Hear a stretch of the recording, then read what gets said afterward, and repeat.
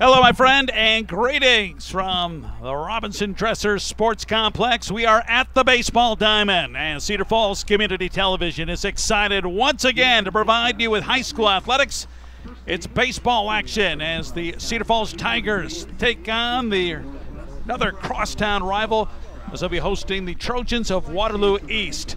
Mark Simpson with you, along with the coach, John Yoakum, as we're looking forward to this early season matchup. Good start for the Tigers, 2-0. Waterloo East still looking for their first victory. And this has been a series that Cedar Falls really has dominated. Going back, we're looking at the records to at least the 2008-2009 season. Cedar Falls has won 23 consecutive games against the Trojans.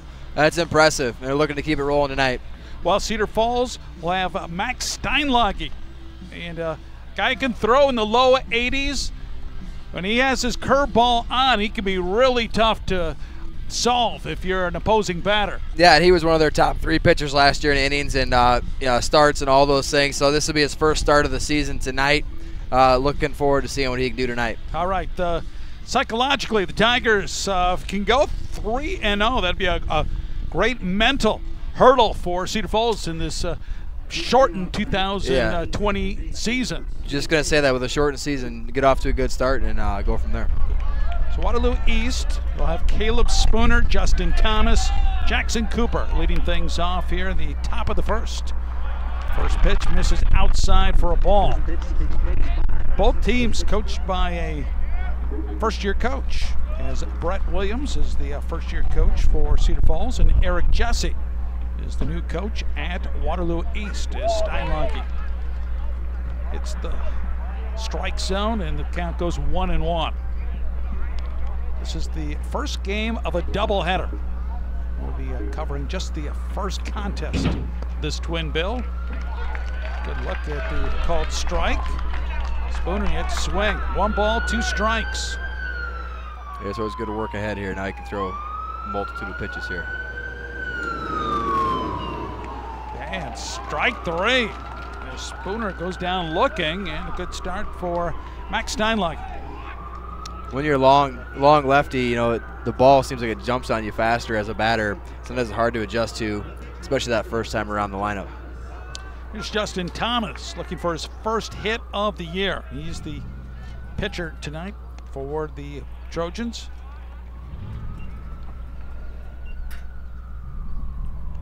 Cedar Falls, a narrow 8-7 extra inning win against Waterloo West in a game we did here on Cedar Falls Community Television, and then responded with a nice road win down at Cedar Rapids Jefferson, 11-5, where they used 3 home runs to power them to the victory. 3-0 goes the count here to Thomas. Waterloo East losing at home 8-2 to Linmar, and then were shut out in their second game 5-0. Looking to get their offense on track here, and drawing the walk is Thomas. So there have been now 8 pitches in the game, and a Waterloo East player has yet to swing. That's right, yeah. A little bit unusual. It is. Here's Jackson Cooper. He's going to make the Mississippi Valley Conference all-beard team. That is some impressive facial hair. I was saying off air, it reminded me of Mike Napoli back in the day for look at that. Red Sox and the Rangers. That's impressive. If I started today, it'd be about 2-3 years before I get something growing like that. It's a good pitch there. Good start. Called strike. Jackson Cooper hitting .333 on the season.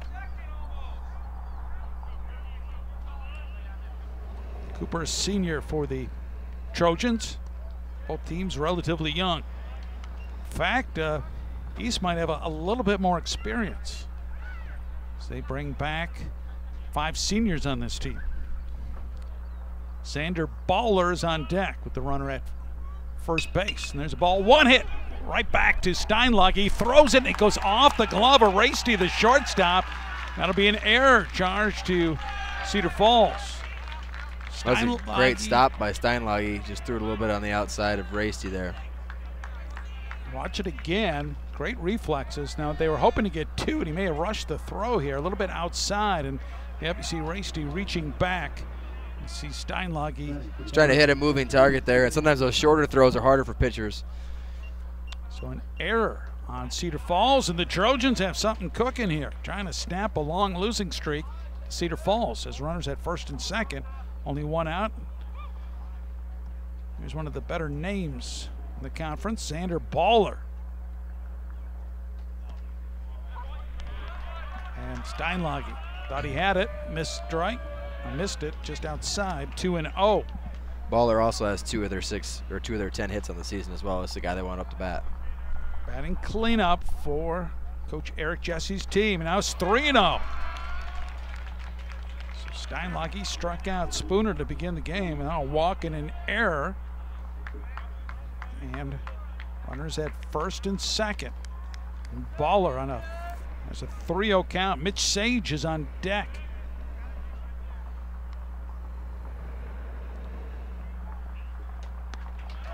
And second walk given up. So now the bases are full of Trojans, and here comes Mitch Sage up to the plate. Cedar Falls defensively. Got Gage Flancha, very good defensive catcher for the Tigers. Drew Hoth at first, Isaac Bauer playing second, Caleb Rasty is the shortstop, Jaden Kramer at third. Set the outfield right after this pitch. There you go, good start. Better work ahead here. It's obviously the game plan for Waterloo East is let the pitcher find the strike zone. Be selective. Yeah. Colby Kunratz in left, Zach Neeson center, Connor Woods in right. It's the outfield for the Tigers. There's a hit to the second baseman, to second for one, to first, double play. 4-6-3 double play. Oh, but now they're calling interference on the catcher, Flancha, and the run will count. And there's... So he's going to be safe at first, and the run will count at home. So now there's 2 outs, and runners at... Do you think the bat hit him on the follow-through, or we'll see right here? Watch that maybe again here. Now watch Gage Flancha. I think the umpire said he touched it with his glove. I think he reached out for the ball, and I think the bat hit the glove. That would be my guess. So Thomas will score from third on the interference call, and everybody's safe. So it's Sage getting aboard. It's a great turn though by Bauer and Neese there. That was a really nice play there. So they're all, still just 1 out now, just 1 out. No, they get the out at second. Oh, they do? They get the out at second? Maybe not. I guess they got the runners. Bases are loaded still. I guess you're right.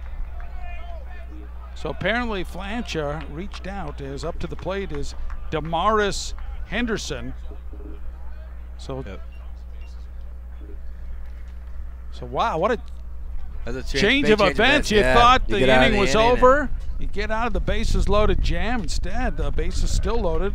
Well, the other thing with, Steinlage, he found a way to get out of that inning, or could have been, with still being a little bit wild, kind of get that weight off your shoulders, get back in the dugout. Now you're right back in the middle of it. And Damaris, youngster for the Trojans, just an 8th grader. Check swing, he didn't go. So I believe it's 2-1 the count right now here on Henderson.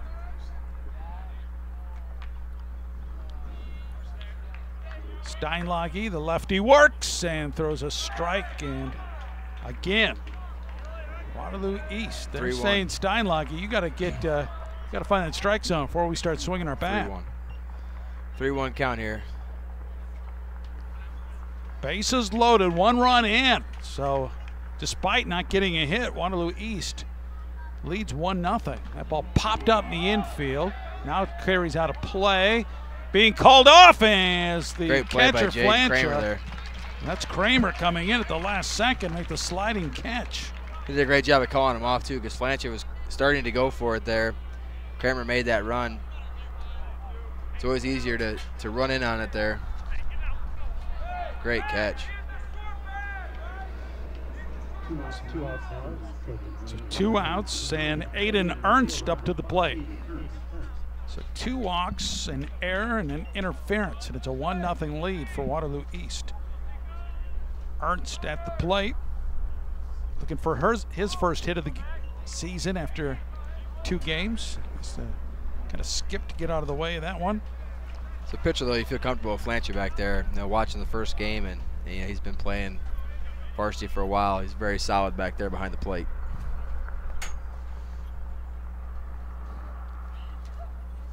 One 0 count, swing and a miss. Again, Max Steinlage throws in the low 80s. His best pitches have been kind of those high fastballs.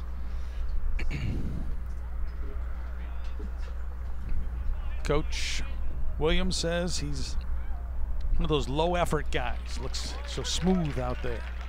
That tall, lanky frame. His count now goes 1-2. Cooper at third, Baller at second, Sage at first for Waterloo East. Good pitch. And strikeout. So is that 5 outs that inning? Yeah. Second strikeout for Steinlage. He gets out of the inning. 1 run, again, no hits. And a couple errors committed by Cedar Falls and 3 left aboard. There you see Eric Jesse talking to his team. Eric, the black sunglasses on there, he's from the Union LaPorte City school system. Coached junior high there and then lower levels.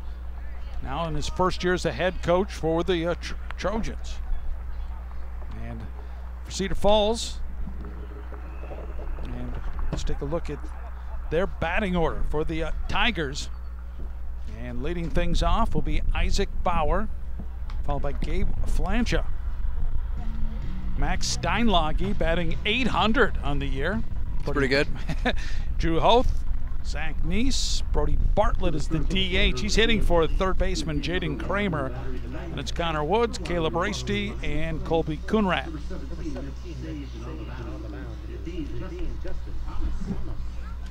So the Waterloo East Trojans are hoping they can get a good effort from Justin Thomas. He's the freshman pitcher.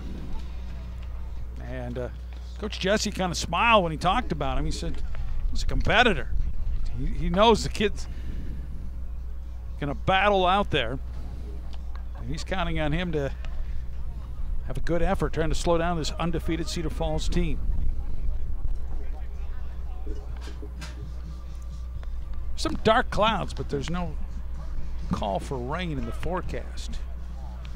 You talked about East potentially being a little bit more experienced, but pitching a freshman and third baseman at 8, so they've got some key positions where they're young.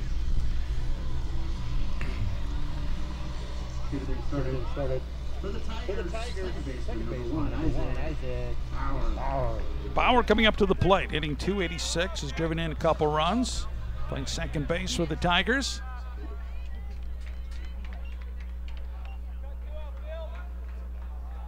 So Bauer, Flancha, Steinlage. First game of this doubleheader between Cedar Falls and Waterloo East. And Thomas misses up high.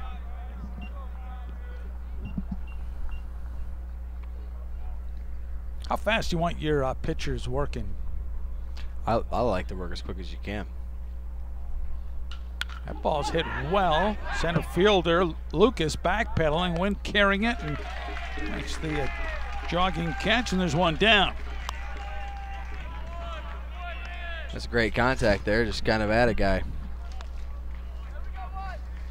Now Gage Flancha hitting .500, 1 home run, 4 runs batted in. You see the nice running catch by Ian Lucas. Lucas is in center, Aiden Ernst is in left, Brock Hewitt is in right field for the Trojans. Their infield, Damaris Henderson is at third, Xander Baller is the shortstop, Caleb Spooner at second, Jackson Cooper at first, Mitch Sage is the catcher. And you have the youngster, Justin Thomas. Count goes 1-1 after the foul ball hit by Flancha.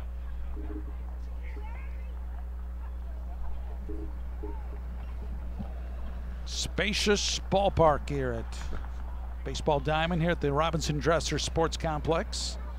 Softball diamond just adjacent to it.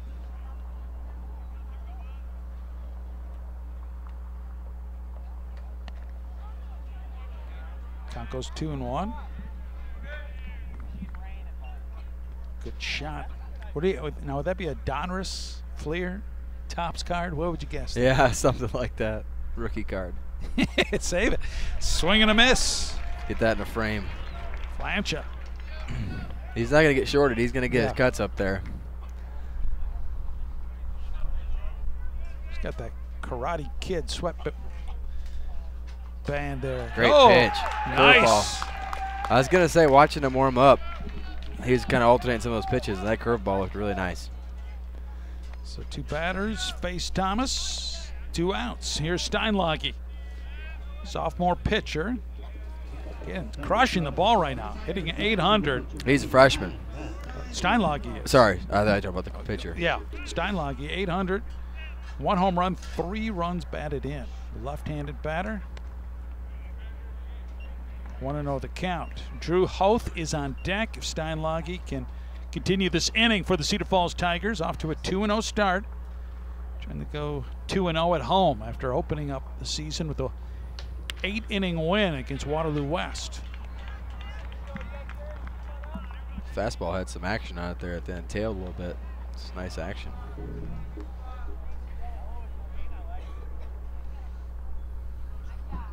Some of the great graphics we have from our Cedar Falls Community Television crew. 3-0 the count now to Steinlage.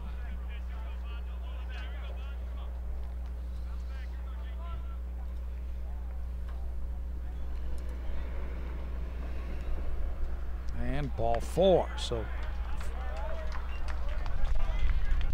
4-pitch at bat, and Steinlage's at first base.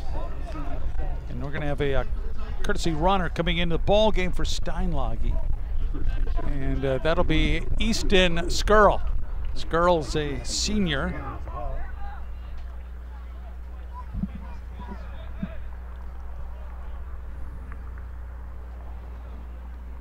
Skirl running here in the first, as here's big Drew Hoth.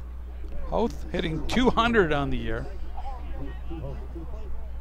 And season opener against Waterloo West, he drew 4 walks. Oh, good move, and they almost got Skirl. As I say, his on-base percentage is good, 556 with all the walks. Watch this. This was close. I thought they got him. Got his hand on the bag. That was a good move by the freshman Thomas. Comes inside on Hoth. 1 ball and no strikes. So it's a very, very long season for Waterloo East last year. It's a quick move, and again, Skirl gets back. Waterloo East 1-39. Oof, that was a. So they got the new head coach and hoping for a new attitude. They played well their last game, losing 5-0. Just trying to get the bats going. There's a called strike. 2-1 the count. 2 outs. Runner at first. Skirl running for Steinlage. I don't know if they're anticipating a steal there, or they've been pretty aggressive holding him to first. Yeah, they. I don't know if they know something about. Skirl is yet to steal a base this season. It's Hoth. Big cut. Now a little bit new in this COVID-19 pandemic world we live in. You see a lot of vehicles parked in the outfield bleachers here, checking out the game here. There goes Skirl. A throw down by the catcher. It's a good one, and the tag is applied. Sage with the good throw. Skirl did not get the best of jumps, and that's why you throw over to first quite a bit to throw him off a little bit there. And watch this. It was a 1-hopper, but beautifully thrown. And they'll tag out the runners. So Tigers, no runs, no hits, and nobody left aboard. We played 1 inning, 1-0 Waterloo East. Our broadcast is brought to you by Witham Auto Center. Everything we do is driven by you. Located on South Main Street, Cedar Falls, or find us online at withamauto.com. John and I will be back right after this on Cedar Falls Community Television. What's the easiest way to buy? The Witham way. And that means offering you the convenience you need when shopping our 3 locations in Waterloo, Cedar Falls, and LaPorte City. These locations mean always having the inventory you want when you want it. That's the Witham way. And check your mailbox for this month's specials or online at withamauto.com. Witham Auto Centers in Waterloo, Cedar Falls, and LaPorte City. Everything we do is driven by you.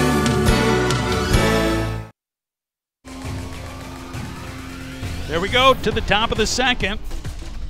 Trojans did not get a hit, but lead 1-0. Took advantage of 2 errors and 2 walks. There's what's happened for the Trojans so far after the first 2 games of the year. The loss at home to Linn-Mar and then losing on the road to Cedar Rapids Kennedy.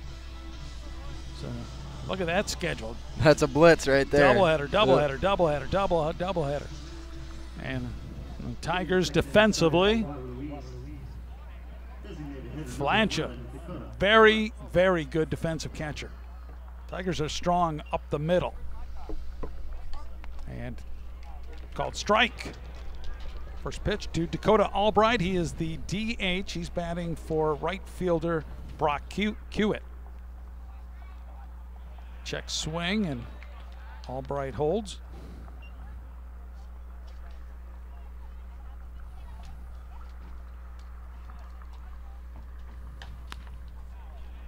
Two and 1 the count.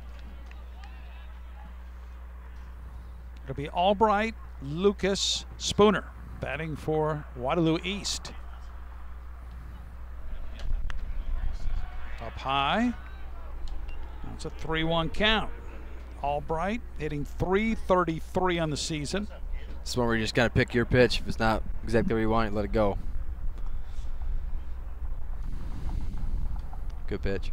Got the corner. So it's a full count here to Albright.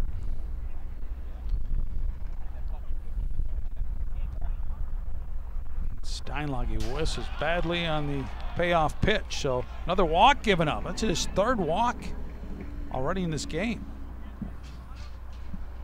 So Ian Lucas batting 9th in the batting order, the center fielder. He has yet to get a hit so far this season. How many at-bats, though, for Lucas?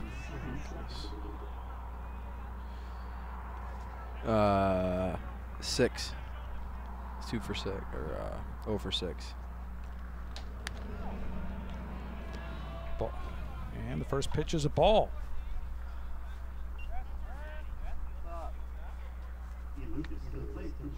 Brett Williams, first-year head coach, Cedar Falls. Are you nervous at this point, or just? I'm sure he has a lot of confidence in Steinlage. They're counting on to be one of the aces this year. You know, Brett's been in the program for a long time too, and you know, he knows Max pretty well, and you got to kind of let him work through it. You know, especially when you have all these games backed up, back to back. You got to let your pitchers work a little bit. Max will settle in here. 1-1. And I think this is also where you want to tell your pitcher, let your defense help you. You know, don't throw a perfect pitch. Just throw some strikes and let the defense help you.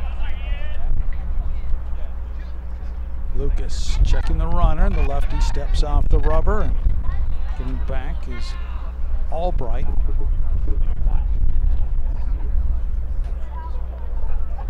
One ball, 2 strikes. Just inside. Flanch, you like that pitch. Tell you what, Trojans, I like those uniforms. It's a nice looking jersey. 2-2 the count. There it is. There's the heat. Well, you remember the first time through, you know, the lineup, they weren't swinging a ton. Max gets a couple more of those over the plate, then he can expand the strike zone a little bit. So 1 out and 1 on, and here comes Caleb Spooner up to the plate. Spooner struck out looking, his first time up, leading off the ball game.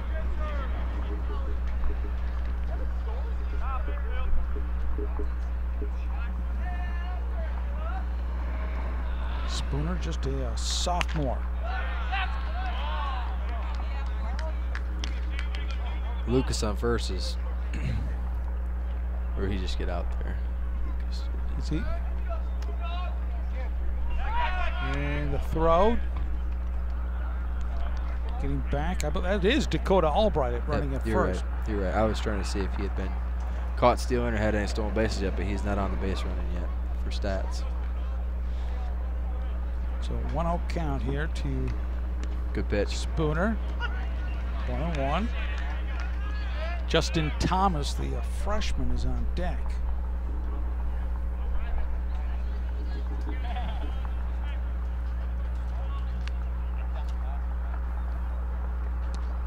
Called strike.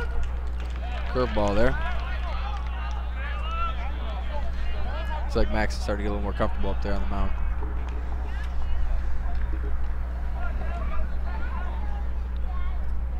So he's ahead of the batter, 1-2, and gets him flare outside. That's exactly what happens when you throw some strikes early, especially with the curve and the fastball. You can extend the strike zone a little bit. So Spooner's now 0 for 2 with a couple of Ks. And now here comes Thomas. Thomas walked and scored the only run of the ball game. Waterloo East scratching a run across in the first. Couple walks, couple errors by Cedar Falls. It looked like Cedar Falls got out of the inning with the bases loaded. It looked like getting into a double play was the Mitch Sage, a 4-6-3 double play, but instead they ruled interference on Flancher reaching out, apparently hitting the bat.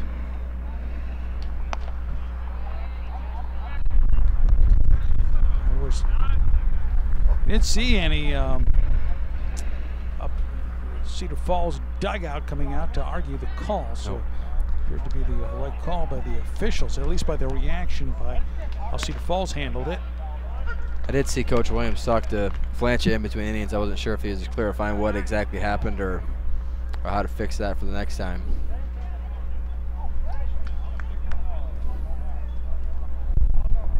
So 2-1 offering. It's a 3-1. So again, Waterloo East have kept the bat on their shoulder so far. As John said, selective in their swing so far. Albright, who drew the walk, he's at first base. And we're going to get a new baseball. Now you wonder about some of the COVID-19 protocols. You know, did he maybe lick his finger and actually touch the ball and they get rid of it, or maybe he just wanted a different one? It could be that too. So now 3-1 to the freshman Thomas. Swings, comes up. Must be the new ball. Empty, yeah. Full count now. Yeah, I don't think they're going to go back to the old days where the umpire just put it in the magic pocket and he just kept pulling out baseballs. Could be scuffed up, just throw it in there, he'll get it later. That ball foul right behind, right above us. Count stays 3 balls, 2 strikes.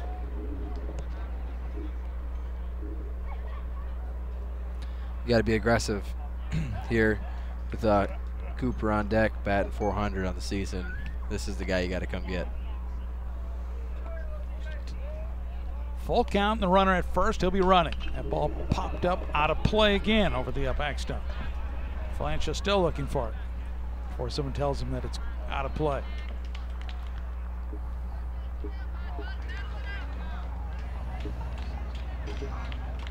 Again, when talking with Eric Jesse, the new coach for Waterloo East, about Justin Thomas's pitcher, he said on the mound, he's just a bulldog. He competes hard. I'm sure he has that mentality at the plate as well. He golfs that one pretty well to left center. The ball, though, hangs in the air, and Zach Neese drifting over makes the catch to record the out. So Thomas flies out to center field. That'll end the top of the second inning. So no runs, no hits, no errors, and 1 man left aboard. So move down to the bottom of the second. Waterloo East on top here early, 1-0 at the Robinson Dresser Sports Complex. Big shout out with the Model Center helping us out with our broadcast. Cedar Falls, let's take a look at their schedule so far. An exciting season opening win in 8 innings over Waterloo West that we did on Cedar Falls Community Television. Then they traveled down to Jefferson. Hit 3 home runs in that game. Zach Neese with a grand salami. And now That adds up quickly. yeah, look at that. Mississippi Valley Conference scheduled a lot of twin bills. And if you do not have a deep pitching staff this year, you're going to be in a lot of trouble. Well, I think I've liked some of the smaller schools where typically they have maybe one pretty good pitcher and Yeah. got to piece it together after that. You got to have 4, 5, 6 pitchers here to play this kind of schedule. There's the batting order again for Cedar Falls. It's a little different in baseball too. With softball, you could have, there's no innings limits for the female pitchers. And Drew Hoth, he was hitting when Easton Skirl was thrown out trying to steal second base to end the first inning. Skirl was running for Max Steinlage. He drew a walk. So here's Hoth back to the plate. that is one benefit of being caught stealing is let's Hoth reset. Gets a full new at bat here. Hoth, Neese, Bartlett. At heart of the order for Cedar Falls. This benefit for Hoth. Hopefully Hoth kinda knows what he- hopefully didn't park too close there, Mark. Yeah, he knows what. A little bit about Thomas here, batting again to start off the inning.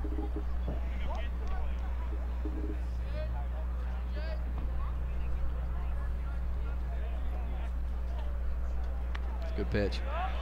Called strike. 0-2 quickly. Been impressed with his fastball. Always seems to tail.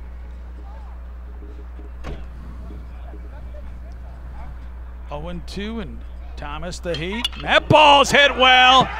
Now you see it. No, and it hits just below the bottom of the fence, and that'll be a stand-up double. I thought that was leaving the park. It was well struck. A rope for We'll say it was into the wind. Drew Hoth. Oh, big swing. And I thought that was leaving the park. Watch that drop. Oh, hit the bottom third of the fence. So it's a stand-up double. And here comes Zach Neese up to the plate, hitting .286. 1 home run and 5 runs batted in. Last year, Drew Hoth drove in 28 runs for Cedar Falls. He had 1 home run, and that was a game winner that we did in Cedar Falls Community Television. No, excuse me, a grand slam he hit on Cedar Falls Community Television. That's a nice play there by East. Almost got him. That's the second time in this game Thomas has nearly picked off a runner. Neese Going to stay a little closer to the bag this time. Neese playing center field.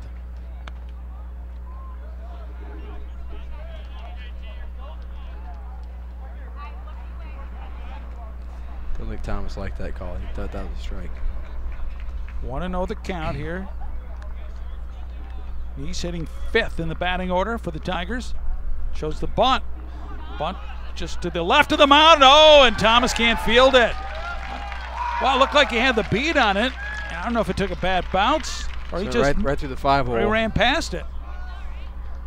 He comes up. He just didn't get his glove on it. Yep. He was in position. That ball just went underneath his glove. That's why you got to hustle like Neese did there. He didn't know that he was going to bobble it, but that puts pressure on the pitcher when you hustle down the line.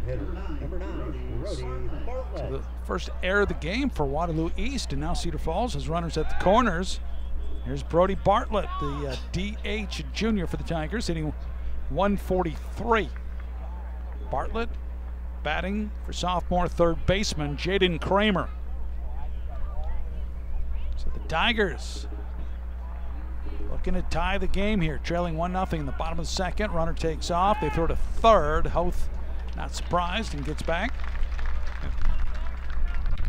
So the Tigers get their first stolen base of the ball game. So Neese moves over to second. As the sun comes through the clouds here, brightening things up at the and the baseball diamond at the Robinson Dresser Sports Complex. Inside, but So that was close. called strike. Bartlett. Base hit. Could give the Tigers the lead here. There, he hits that well into right field. Hoth hustles in from third and scores. Neese will stay third, and Brody Bartlett drives in his first run in this 2020 season. It's a great hit. If you inside out at opposite field, great swing. So it's one of those hits, so kind of hung for a moment, so Neese really couldn't get the good jump on it. Yeah, it's easy to see from up here. It's going to drop in right away, but. So now here comes Connor Woods. Woods yet to get a hit this year. He is playing right field tonight. So again, the Tigers have runners at first and third for now. Keep an eye on the runner at first. Good pitch. Help me out, John. Is that Bartlett at first? Yes. Okay. He just got the hit. No, but I didn't know if they had Oh, no. I don't brought in a pinch nope. runner for him. Nope. Okay. With that kind of speed, you leave him out there, Mark. Okay. Oh. That's the pitch that he threw inside to Bartlett, too. It's really close. So Cedar Falls getting a leadoff double by Hoth. That critical error by the pitcher, Thomas. Oh, and they caught the runner. And now taking off his Neese from third. The throw home. They got him. Bartlett will get the steal a second. Waterloo East will gladly give it up for the out at home plate. They caught the runner, well executed by the Trojans, and a good strike by the shortstop Baller. Great throw from the shortstop. And that's the right play there. Once they get into a rundown and they throw it to second, send the runner. Just a great throw by the shortstop Baller. So it goes 1-3-6, and Neese is out. So again, Thomas, who had twice in this game, nearly picked off a runner. Then he finally gets Bartlett caught in the rundown. Now, if you're Bartlett, do you maybe go at a slower pace to? It makes you think about things for sure. It's hard to react like that when you're caught, because Woods strikes out. Now there's quickly 2 outs. It kind of changes the momentum of the inning there. You look like it might be a big number, and then he caught that rundown and throw him out at home, and they can get out of here with minimal damage. Sometimes the mentality for the base runners go as slow as possible, and that kind of puts pressure on the infielder. What do? Is do they go after the runner and try to tag him, and then you speed up, or you want to try to get in a run down there, but try to waste as much time possible with the runner moving towards home? Here's Caleb Racy. Racy just drive one here. Oh, there's a bad throw as they're trying to pick off the runner, and Bartlett will go to third. He takes a turn at third, but will hold it's kind up of a weird angle for Thomas there. He threw it that one kind of differently, off balance. It looked like sailed on him a little bit. Yeah, didn't really step into it. It's the second error of the inning by Justin Thomas. So there's both teams now with a couple errors in the game. Bartlett's had an exciting inning. The hit, the run down, the overthrow. A little high there for Racy. Ball 1. Racy batting 8th in the batting order. So the Tigers getting the RBI single by Brody Bartlett. Tied it up, 1 apiece here. Curveball. This is up high. 2-0. First game of this doubleheader between Cedar Falls and Waterloo East. Turning out to be a nice evening for baseball. Ball fouled back. Made it over the backstop. Those are the ones that scare me. We're told to be like the Secret Service and protect the equipment. There you go. I thought you were going to say I had to protect you or something. Save Mark at all costs. That was close. 3-1. It's a great count for Varsity here. You can look for your pitch. If you don't like it, let it go. You get another chance. Again, it looked like the Tigers were going to put together a pretty big inning, but throwing out the runner at third. Trying to score from third, turning the complexion of this game quickly. Looks like some of those are close to being inside from our angle, but the batter standing so close to the plate, it's hard to tell. I'm sorry, the missed count. Now it's 3 balls, 2 strikes. And Varsity will draw the walk. It's a tough one to lay off because that's right down the middle. It's just elevated. And Varsity's pretty tall. And now the number 9 hitter, Colby Coonrat, senior left fielder, who's affectionately called, this is a term of endearment, Rat, by his teammates.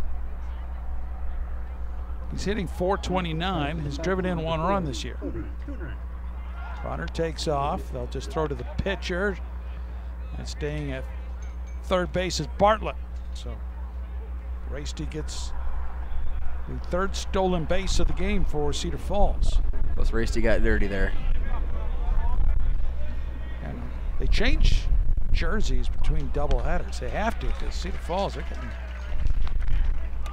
We got a lot of guys diving around out there. Diving back to bags and things here. Thomas keeping them honest on the base pass. 1-1 the count after that swing and a miss. Big cut. It's okay. Get your cuts up there.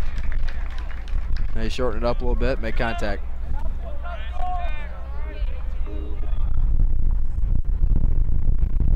Two outs and a 1-2 count here to Coonrat. 2-2 the count.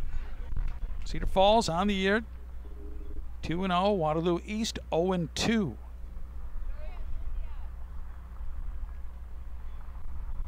Oh, chased one outside, and Thomas does a great job battling back. The freshman showing that competitiveness that his coach talked about. There's the base hit to put Cedar Falls tying the game at 1 apiece by Bartlett. Our broadcast is also brought to you by Signs by Tomorrow. More than a custom sign company, we're your advertising solutions resource. SignsByTomorrow.com. We'll be back with more after this on CFTV.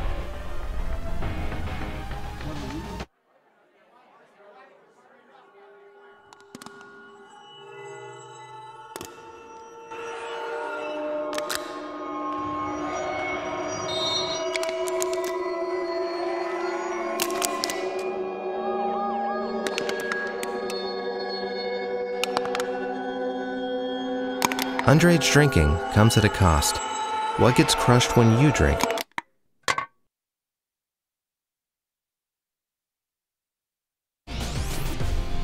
There's our score as we move now to the top of the 3rd. Let's take a look at the standings right now. In the Valley Division in the Mississippi Valley Conference, see a total of 4 teams right now off to a good start. So unbeaten in the Valley Division. And there you see in the Mississippi Division, Cedar Falls and Cedar Rapids Xavier. The remaining unbeaten teams, Waterloo East, like Prairie Senior and Cedar Rapids Washington, still looking for their first win of the season. So Jackson Cooper up for the 2nd time. Got a board on an error by the pitcher. Steinlage, his first time up.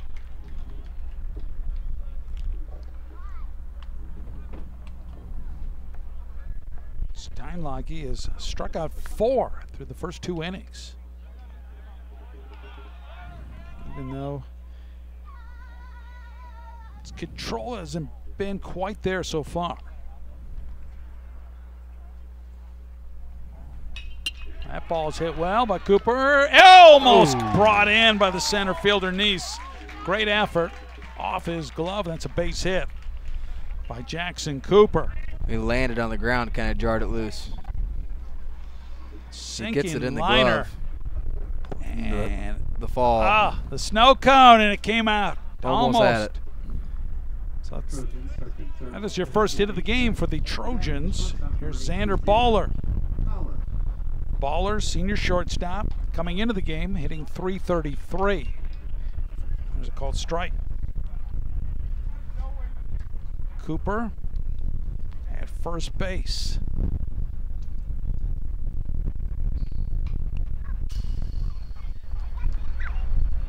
Nothing in 2 on Baller. Mitch Sage is on the on-deck circle for Waterloo East. Head coach Eric Jesse is at third. And Jordan Martin is the first base coach for Waterloo East.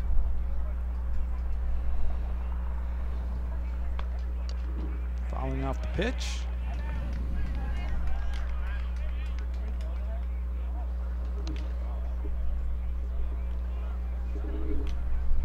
Tonight in high school softball, Cedar Falls playing at Waterloo East in the doubleheader.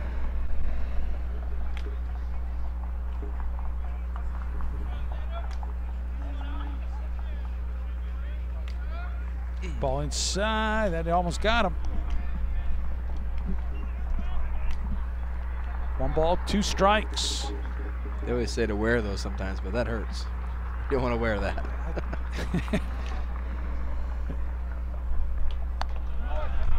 Some heat, and the count goes 2 balls, 2 strikes.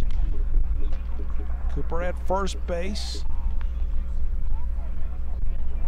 I think that beard's wind resistant out there. Aerodynamic. Now it's a full count here. So after getting ahead, nothing in 2, Baller's battled back. It's a full count here. He's done a good job of being patient, not swinging at strikes or balls outside the strike zone. Lanky lefty Max Steinlage is ready. Goes with the fastball, and it's now the Trojans. Runners at first and second. So we talked about the 4 strikeouts for Steinlage, but he's also now thrown 4 walks. You see the batting order. Here's Mitch Sage. It's Waterloo East. After giving up that run, comes roaring back here. They have runners at first and second, nobody out. Sage, senior catcher, hitting .400.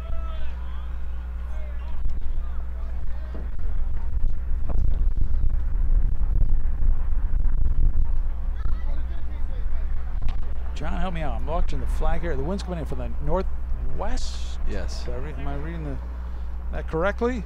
So it kept Holt's ball in the park. It's a strike. Yeah, Drew Holt smashed that one. I thought for sure that was leaving. That hit about a third of the way down on the fence at around 355 feet from home plate. 1-1 count. That's a ball hit on the ground. Could it be 2? Picked up by the second baseman. They tag the runner. Goes Good to play first. by Double Bauer. play. Isaac Bauer. Well done. It was intelligent there not to flip it to shortstop there. You get him, tag him, and then go to first. Just takes more time if you flip it to second. So moving over to third base is Jackson Cooper on the double play hit by Mitch Sage, and here's Damaris Henderson. Did a good job of being calm there too. He knew he had time to get the guy at first, get that tag done. Henderson fouls off the first pitch. Fouled out his first time up. That was a nice running catch by the third baseman, Jaden Kramer. Henderson's been aggressive at the plate, which I like to see. First at bat, took some cuts. He's ready to go right away. He's standing really close to the plate. It was. Called strike. It's tough, you know, 8th grader coming up to play varsity ball. He's had some big spots too. He's got 2 outs, guy in third, crosstown rival. So Steinlage quickly 0-2. That ball's hit. Kramer fields it, and the throw, and they got the runner. So Kramer did a good job of getting that ball into his glove using both hands. Good transition throw to first. So Waterloo East had runners at first and second with nobody out, but Steinlage battles back, helped out by that double play. So no runs, 1 hit, and 1 man left to board, and now we go into the bottom of the 3rd. Let's take a look at the rankings from the Iowa High School Baseball Coaches Association. This is the 4A rankings. You see defending state champion Urbandale, #1, and the Western Dubuque, Iowa City West, and Prairie out of the Mississippi Valley Conference in the top 10. We'll be seeing Western Dubuque on Friday. Cedar Falls will be. Can't remember the player's name, but I know they have a pretty big time recruit, baseball recruit playing for them. Yeah, he's going to like one of the SEC schools. Something like that, yeah. Again, this with the preseason rankings. Yeah, because I see Prairie's 0-2 now, so they'll probably be out of there.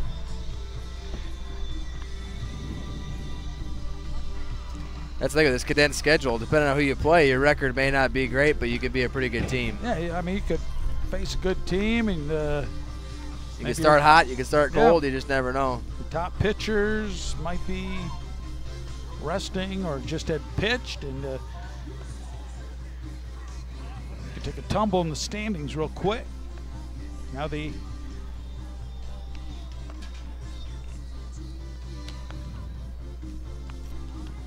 Western Dubuque, Calvin Harris is who you were thinking about. Yep. He's the good pitcher. Now, I would say Ole Miss. Am I right there? Or? Well, we'll figure it out here. The Mississippi Valley Conference released its guidelines for fans for its summer baseball and softball games. And you see, players and coaches. They're limiting attendance, so 3 family members for each player and coach this year. I saw no concessions. I thought you'd be grilling hot dogs up here, Mark, or something. Yeah. Tailgating out there. Yeah, you missed it. We had some brats going on. I'm sorry, you're a little bit late, John. You let me down. Yeah, Calvin Harris is going to Ole Miss as we start the bottom of the 3rd inning. Jeremy Ott, our director, in my ear telling me that, saying, Mark, you are correct as always. And it's an honor to work with you. John, you didn't even touch that. Yeah, yeah, that's right. I just told my mic's going to be shut off here. Oh. Pitch outside. Bauer had good contact his first time up. Caught by the center fielder. That's the top of the order here. Bauer, Flansha, Steinlage for Cedar Falls. Ball hit right by the Waterloo East dugout on the first base side.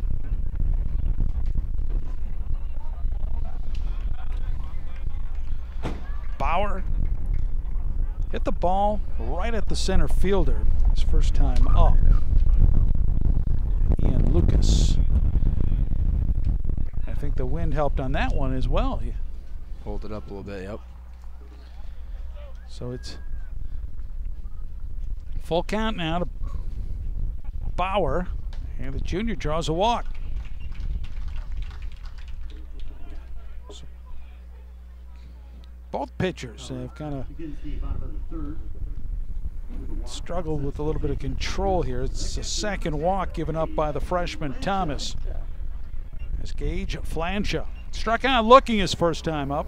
He got froze by the curveball. Throw to first. Thomas, man, he's a good move. Tigers got to be careful. I did pick off a runner, but it led to an out for Cedar Falls when Neese tried to come in from third to home when they had Bartlett picked off.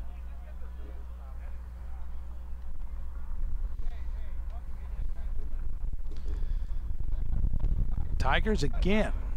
We looked in the record books. Swinging a mitch by Flansha. Going back to the 2008 season, Cedar Falls has won 23 straight against Waterloo East. And a couple close games in that series, but for the most part, Cedar Falls has just dominated. They have won by some lopsided scores as well.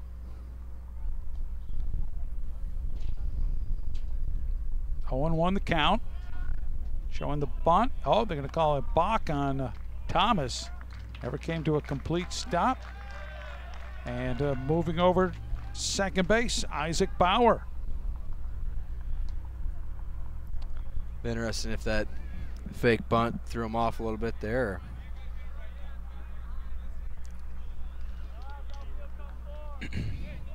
Runner in scoring position. Tie game, 1-1 here in the bottom of the third inning. Love this graphic, keep track of all the pitches thrown.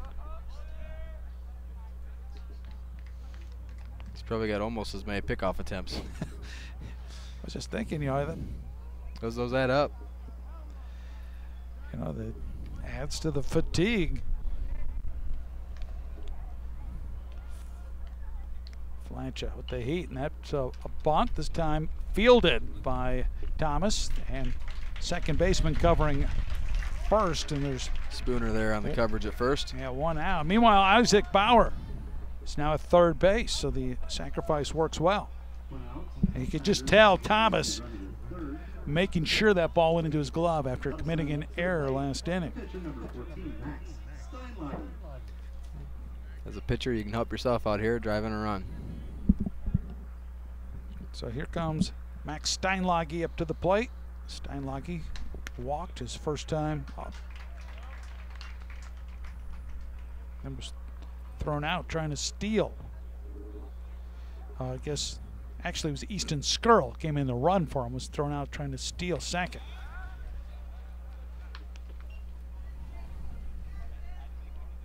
One ball, one strike.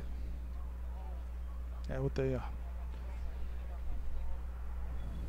COVID-19 guidelines, that ball hits slowly. That could be trouble, and Henderson finally picks it up, and not in time to get the runner, and coming in to score is Isaac Bauer. That hit was hit in no man's land between the third baseman, Henderson, and the shortstop Bowler.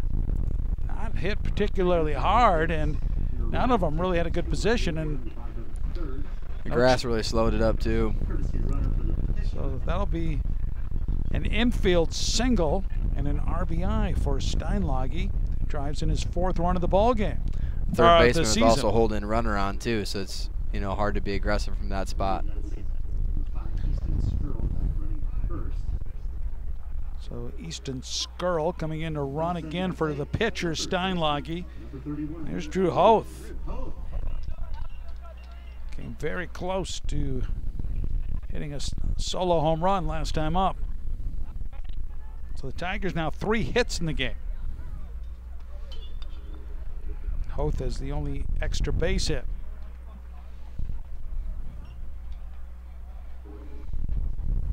So a walk, a balk, and now that infield single, and the Tigers on top 2-1. As Thomas continues to keep those runners close to the bag. This is a good sack bump by Flancha too to get him over to third.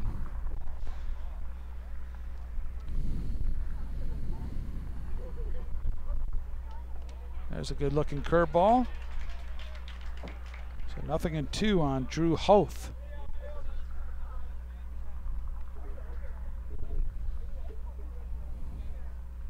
Brett Williams, head coach for Cedar Falls in his first year, coaching down at third. Austin Marchesani coaching down at first base for Cedar Falls.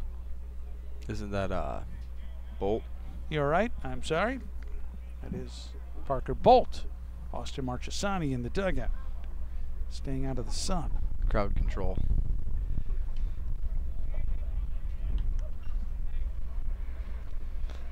One ball, 2 strikes.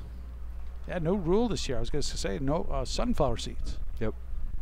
That's going to drive some people crazy. Interesting with baseball is no MLB, no spitting. I cannot see that working out. 2-2. Didn't miss by much to Drew Hoth. Tigers fell behind 1-0. Top of the first. Tied the game. Bottom of the second. Now have taken the lead. 2-1 here in the bottom of the third as Hoth just gets a piece of that. Those close pitches, no matter where it is, no matter which side you're sitting on, somebody's not going to like it.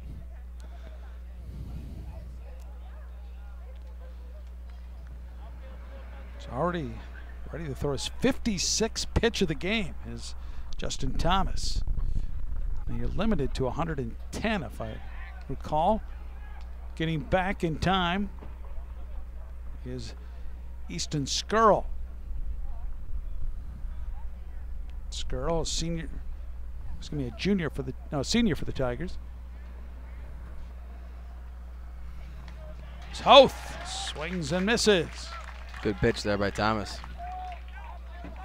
Nice curveball. 2 outs. 4 strikeouts in the game for Thomas. You can see why Coach Jesse likes him. He just goes right after Hoth there, even after Hoth hit that rope to left center last time. Here comes Zach Neese. He reached down an error by the pitcher. That's when he attempted that bunt. Thomas just did not come up with. Strike.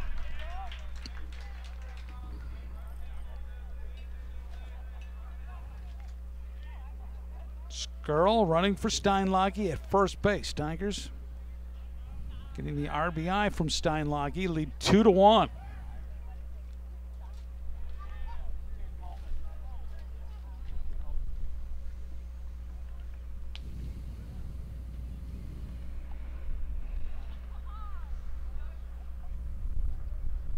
Slow curveball, and Neese pops it up shallow center field. A trio of Trojans are there, but cannot locate it. Here comes Skirl rounding third, sliding in, and safely is the catcher. Sage unable to hang on to the ball. And that will turn out to be a base hit. And you can see Coach Williams here is sending him the whole way. They like being aggressive on the base paths. You can see it right there. Good turn. Great effort. Hustling all the way down. You know, if he hangs on to that ball, it'd been interesting to see what the call would have been. There she's Skirl. And you can't block the plate anymore.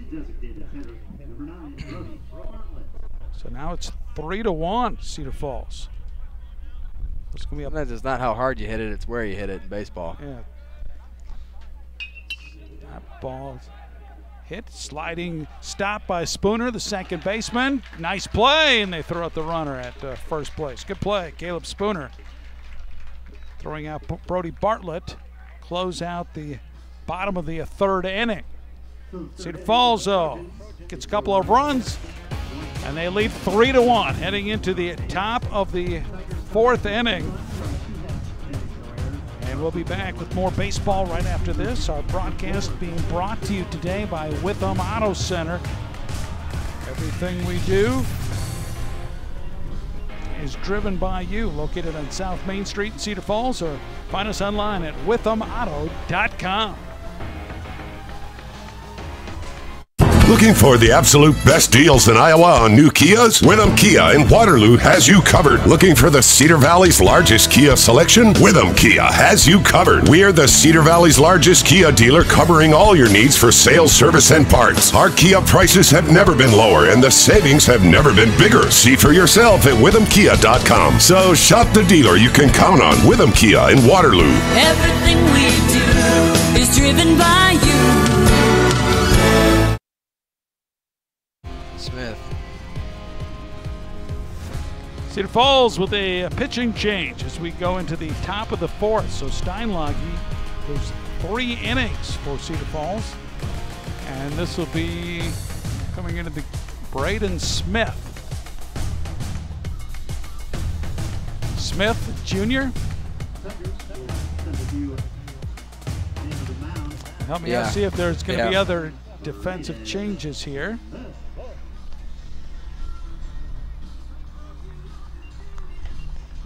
There's Braden Smith. Good look at him.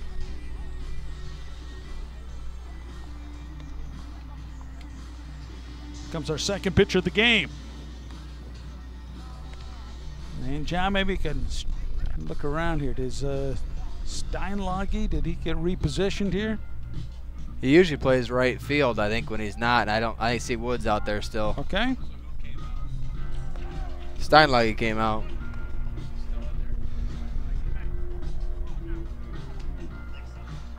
So 3 innings, 4 Ks. He did walk 4 as well, if I recall. Trying to add up everything here real quick. Yeah, 4 walks. And just 1 hit off him. So Steinlage replaced by Braden Smith. Smith kind of relies on that power pitching. Aiden Ernst leading things off. Ernst, senior left fielder, trying to find his first hit of the game and for the season. He's 0 for 1, struck out in the second. There's a ball popped up right to us, John. Yeah, I should have caught that one, Yep. Mark. Hit right. Must this protect the equipment or protect you? What was the? Okay. Okay. I'm told by it's been equipment. Confirmed equipment. Bunt attempt, and the count goes 1-1. Just went over the backstop here.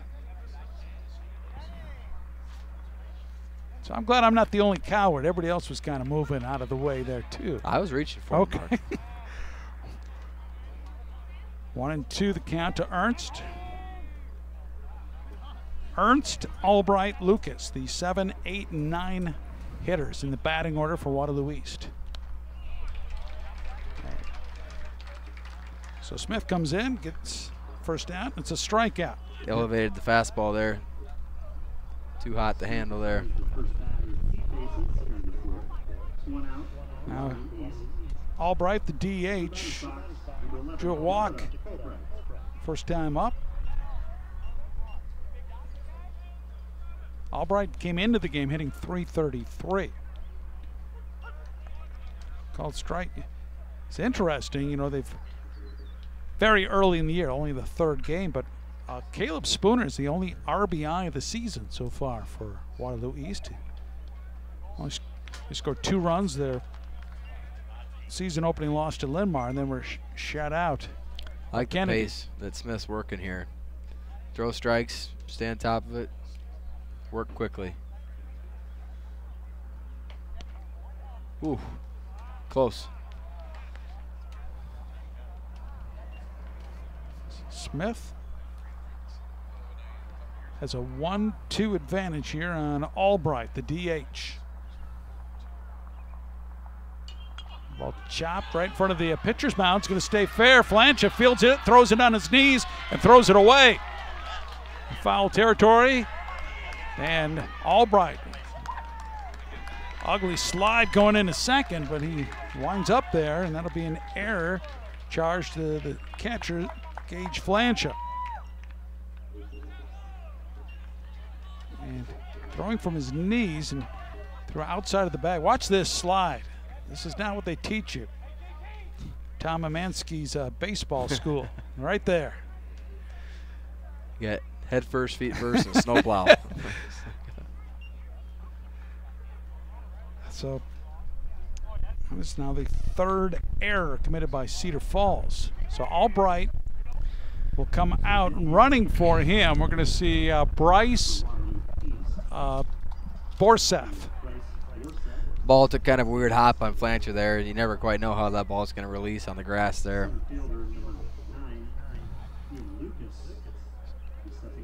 Borseth is a freshman, running for Waterloo East. Ian Lucas, number 9 hitter. And pokes that one foul. Really reaching out on that. 0-1 the count.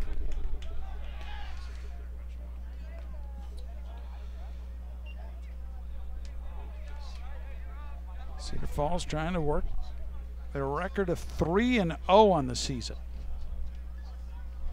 while Waterloo East trying to come up with their first win. There's a bunt. Smith going to his left, has to go to his, adjust his body, and then kind of bobbled the ball, and they're safe around.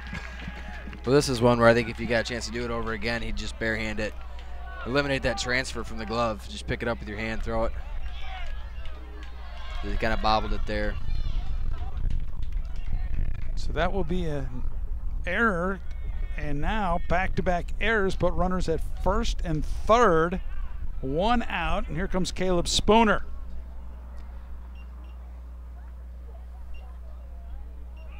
Runner going. Flanch's throw. It's a good one, and they got the runner. And how about that? Waterloo East thought that might be just a gimme stolen base. Coach Jesse is not happy at third base. Maybe he wanted him to hold up or something. Needed to be a better slide there as well. Great throw by Flanch, a good tag by Racy. Beautiful throw. So now there's 2 outs. And the runner at third. So Smith trying to work out of this jam with Caleb Spooner on the plate. As a catcher, did a great job of throwing it to his spot. You know, don't throw it where the guy's at. Throw it where you're leading him to at second base.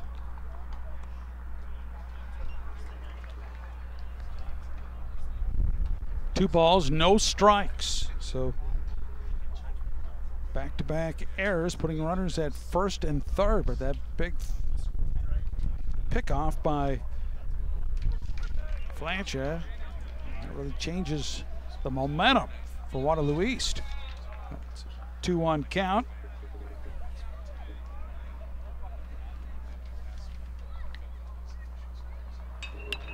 There's a ball, chopper, that could be problems, and Racy cannot pick it up, and runner comes in to score. It's interesting there. Racy is playing pretty high in the middle there. I don't know if there's a scouting there. They didn't think he was going to pull the ball, but there's a big gap at shortstop. He made a great effort to get there, but he was playing over the bag at second.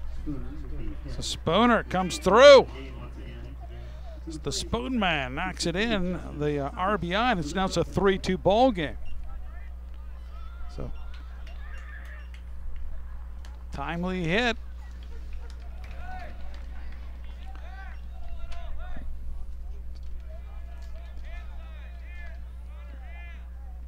And both RBIs this season for Waterloo East belong to Caleb Spooner.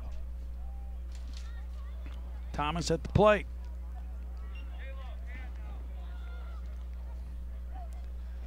Coach Williams is adjusting the defensive lineman a little bit there. Smith working out of the stretch here. Trying to keep this just a 1-run game.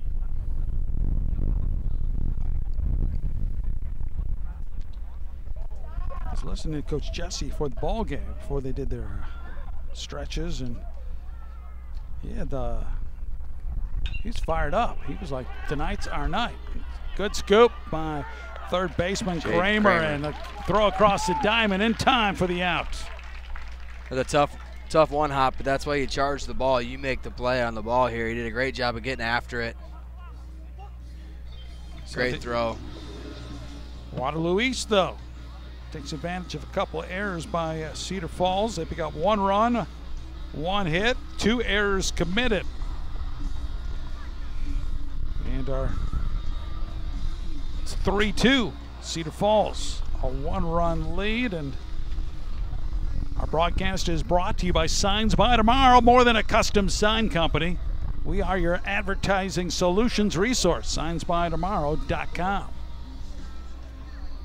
Big thank you, one of our newer sponsors for our broadcast of high school athletics here in Cedar Falls Community Television. And let's take a look at upcoming events here. We'll be doing that. Be right back here Thursday. Yeah. It's the Western Dubuque. We're going to have some softball coverage. The Tigers take on Prairie and Iowa City High. Look at that down the road here. High school volleyball and football. Just warm right up there. Yeah. Coach Remmer just ease into the season there. Dowling Catholic. I'm losing track. They've won 6 in a row, 7 in a row. I think it's 7. 7? I think it was 6 when they played us. Okay. I'm sure they lost a lot, though, and don't have anything coming back. Feel sorry for that support program. Yep. Where do they find athletes? Bottom of the fourth. 3-2 is our count. Justin Thomas has gone the distance so far for Waterloo East. So for Cedar Falls, we'll have Connor Woods, Caleb Rasty, Colby Coonrat.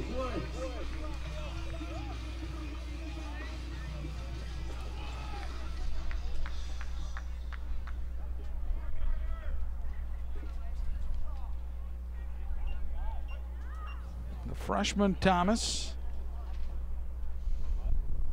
living up to what his coach described him as, a competitor, and he has battled against this Cedar Falls team so far. Even though the Tigers have a 1-run lead. It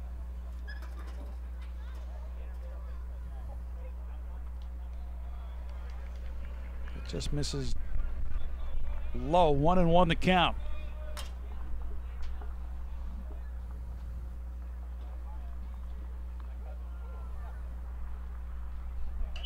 Woods swinging away and fouls it off.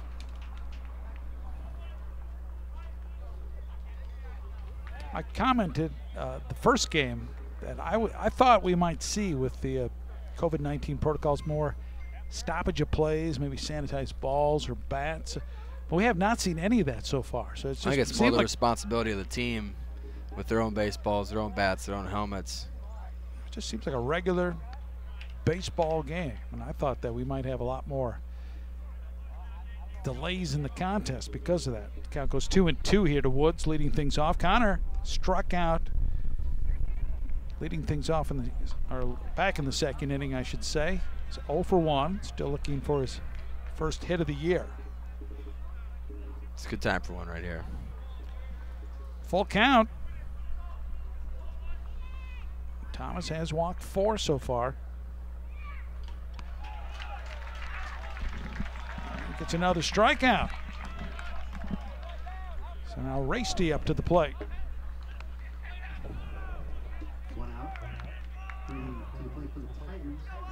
5 strikeouts in the game here for Justin Thomas.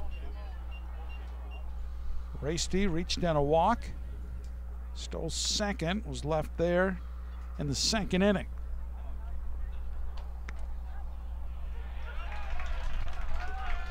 Called strike. You're gonna name Caleb Rasty. You're just gonna be called Rasty. Yep. You know, that's exactly. just one of those it names. Sticks. It sticks. Yep. That last name is just, you're gonna just be called that all the time.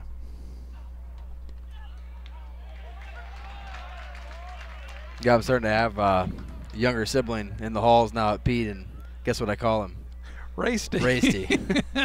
It's just one of those last names that sticks on you. But people are going to call you by that. Whoa, 3 pitches. That was a great pitch, though. Big cut by Caleb. Wasn't gonna take the pitch, but there's a great pitch, great movement. Struck out 3 of the last 4 batters he's faced, and number 9 hitter Colby Coonrat coming up to the plate.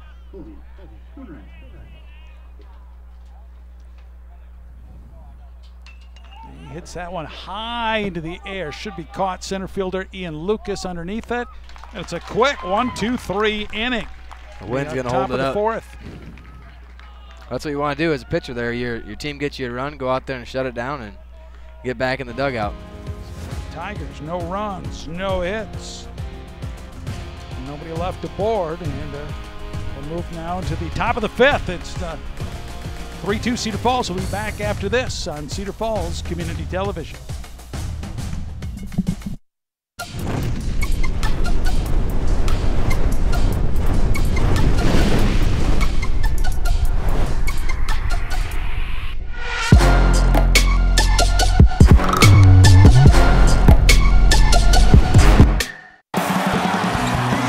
There is only one place that has all of the highlights, all of the interviews, and all the great behind-the-scenes footage. Don't miss out on the high-flying action as we break it down on Panther Sports Talk. Tune in each week as Panther Sports Talk covers everything related to University of Northern Iowa athletics. Catch Panther Sports Talk on Channel 15, Cedar Falls Community Television.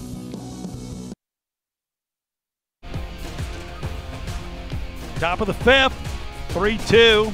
They be part of the 21st annual Pat Mitchell Memorial Golf Outing in support of Cedar Falls student athletes. It's hosted by the Cedar Falls Tiger Booster Club. Now the date will now be Thursday, July 30th. The event is at the Pheasant Ridge Golf Course. There'll be 2 shotgun starts at 8 a.m. and 1:30 in the afternoon. You can order tickets at cfschools.org. Got your team yet? I don't have a team in that. You get a golfer, Mark? You can help the squad? I am horrible. I have not golfed in a couple of years. Clubs are sitting collecting dust in the basement. You'll just be supporting the Booster Club then.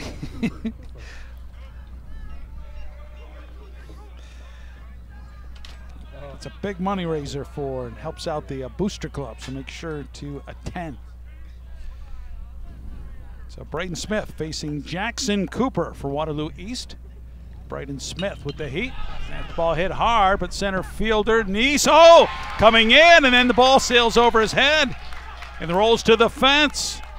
And it's Cooper winding up at second base with a double. Zach Neese, I thought he had the beat on it. It's hard on the line drives. You always want to take a couple steps back first, locate the ball, but that was just a well-hit ball there by Cooper. So the tying run, just like that. Second base. See, 3 for 3, or did he have an error on one of his first ones there? He's been on base every time. Yeah, he got a board on an error in the first. And there's a chopper, could be trouble. Second baseman Bauer fields it and throws wide and pulls Hoth off the bag. Staying at second base is Cooper. And Bowler getting a board on the error.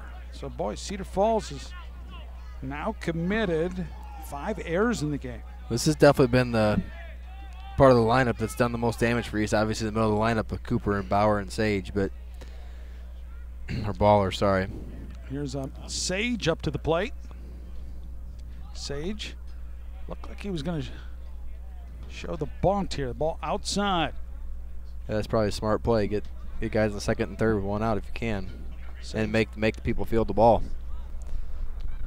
Now he shows the bunt. Ball inside, strike. 1-1 the count. So Cooper at second, Bowler at first. Waterloo East trailing 3-2, but might have put the rally caps on early here in this top of the fifth. Bunt popped up in the air. Flancha cannot chase it down. This goes to the backstop, and count goes 1-2. It's one thing about the middle of the lineup. They're not necessarily used to bunting a lot to move guys over there, kind of to drive the guys in. But he shouldn't be bunting here with 2 strikes. That hit, by the way, for Waterloo East, that was their 3rd of the ball game, unofficially.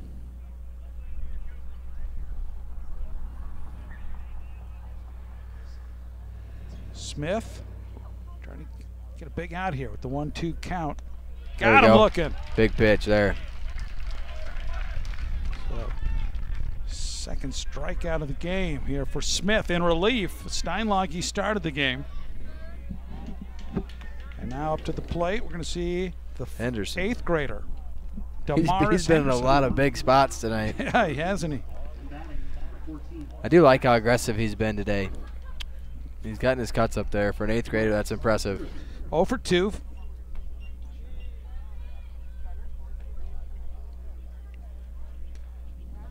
Smith goes with the heat. Oh, see, he's not holding back. Top of that one, but way out front and fouls it off. Pretty gutsy, pretty brave for an 8th grader. Step up there. Game's kind of in the balance here and take your cuts.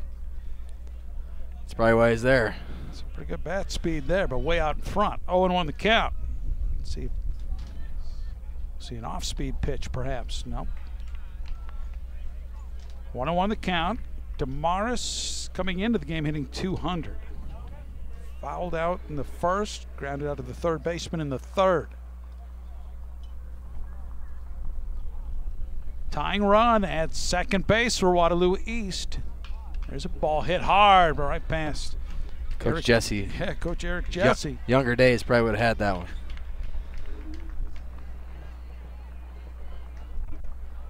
1 ball, 2 strikes.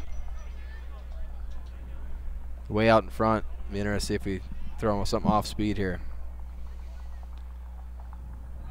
Cooper at second. Baller at first. Big at bat here. The count goes 2-2. Henderson holds it back.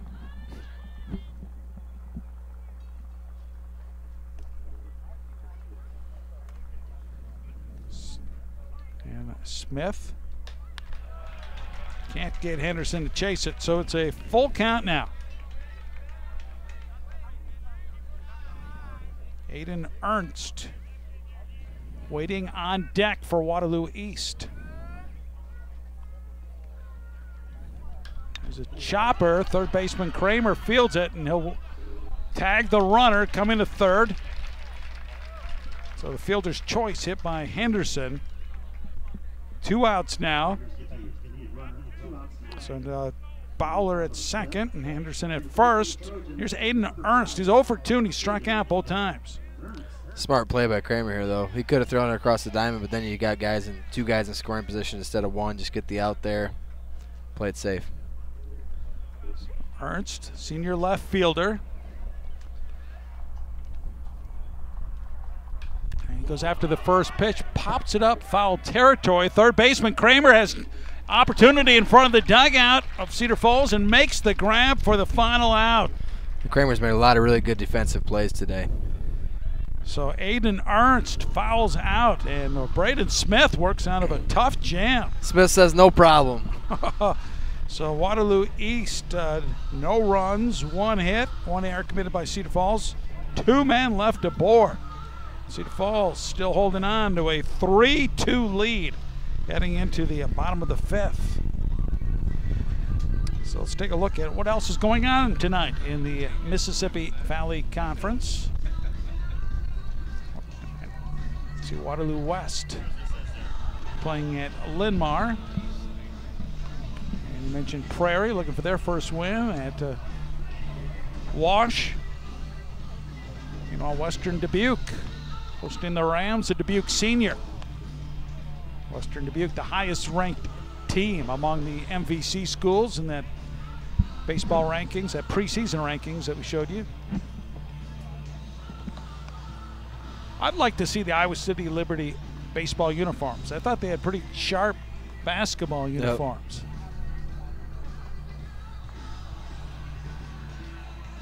So it's a busy night.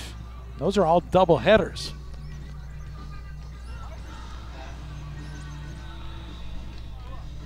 That was a quick inning for the most part there. Both pitchers kind of got through those 2 halves pretty quickly. So now, all right, bottom 5 coming up, top of the order. Isaac Bauer, Gage Flanshaw, Max. They had Steenlage. Now, will he be batting here? That's the question. Steenlage was the pitcher. I'll have to take a look here. Will it be Braden Smith, or will we see maybe a pinch hitter? As Bauer watches the first pitch, a ball. Bauer reached in a walk in the last time up in the 3rd. Later came in to score. Shows the bunt, pulls the bat away, and it's a 2-0 count.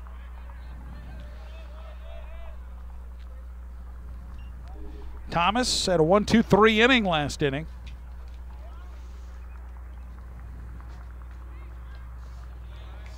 That's a 3-0 count.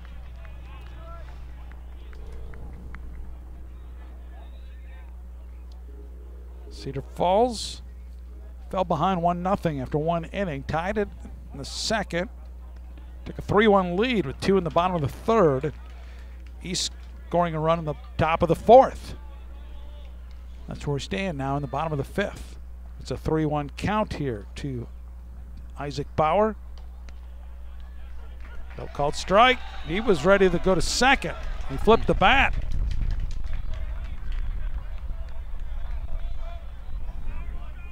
So anything close, he better swing. Yeah. Pitchers, umpires don't like to be showed up a little bit like that. Full count. He swings.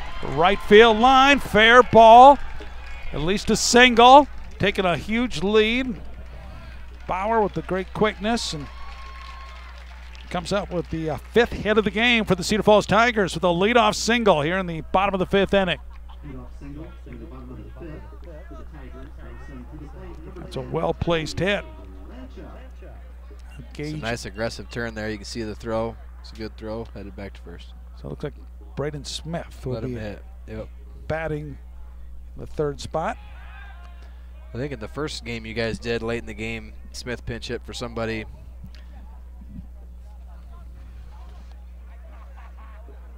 That was our game against Waterloo West for the Tigers won 8-7. 5th. Nice that rip. ball's hit well, left field line. That's a base hit. Bauer holds up at second. Back-to-back strong hits by the Tigers. Flancha. This is their 3rd time through the lineup. Maybe they're starting to get some of the timing down and recognize some of the pitches here. The only one that hasn't seen him right now is Smith. Flancha comes out, catcher, and coming in to run for him.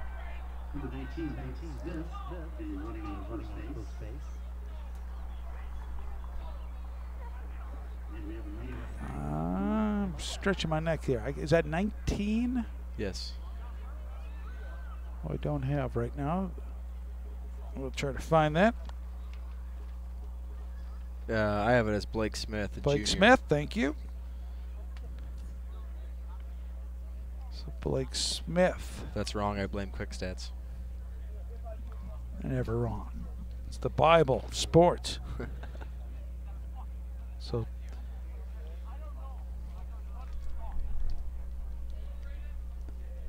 Bauer at second, Smith running for Flanch at first. Here comes Braden Smith.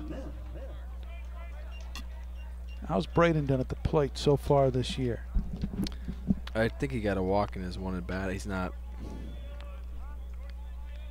He's not registered as an at bat yet. Okay.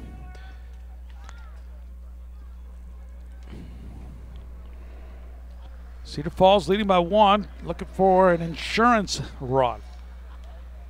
Smith at the plate. Thomas delivers. Gets ahead of Braden Smith. It's a big cut there.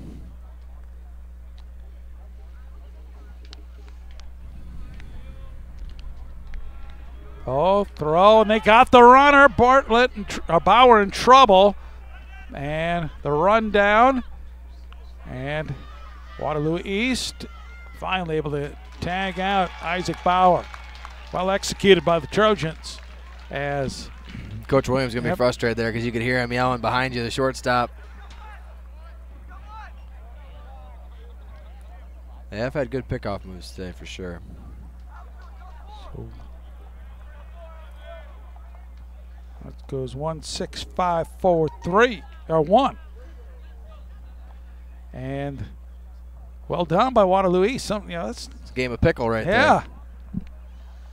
So now there's 1 out. Runner at second with now Blake Smith taking second, and they picked off the runner. And pitch missing outside. 1 ball, 2 strikes. Tigers, long winning streak against Waterloo East. We go back to 2008, and they have won 23 in a row, but hanging on to a 1-run lead right now. Curveball missing outside. 2 balls, 2 strikes. Mark Simpson along with John Yoakum here on Cedar Falls Community Television. Glad he could join us. First game of this doubleheader between the Tigers and the Trojans. That ball's hit well to right field. Taking a step back is Hewitt, battling the wind and makes the grab, and there's 2 down. Runner stays at second. Talked about something that's not how hard you hit it, it's where you hit it. I mean, Smith hit that on a rope, but because it was at the right fielder, it turns into an out. It's about 10, 15 feet either direction. That's a hit. So 2 outs, and here's Drew Hoth. Hoth A long double and scored in the second, struck out in the third.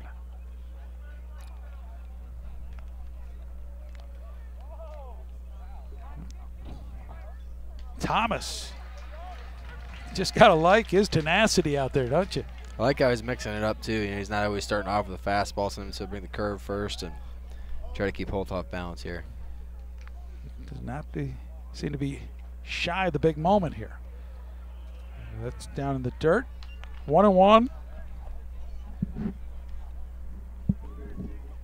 Tigers lead 3-2, but they've committed 5 errors in the game and had a couple of base running mistakes. I think Thomas wants to be real careful here. On deck is Zach Neese.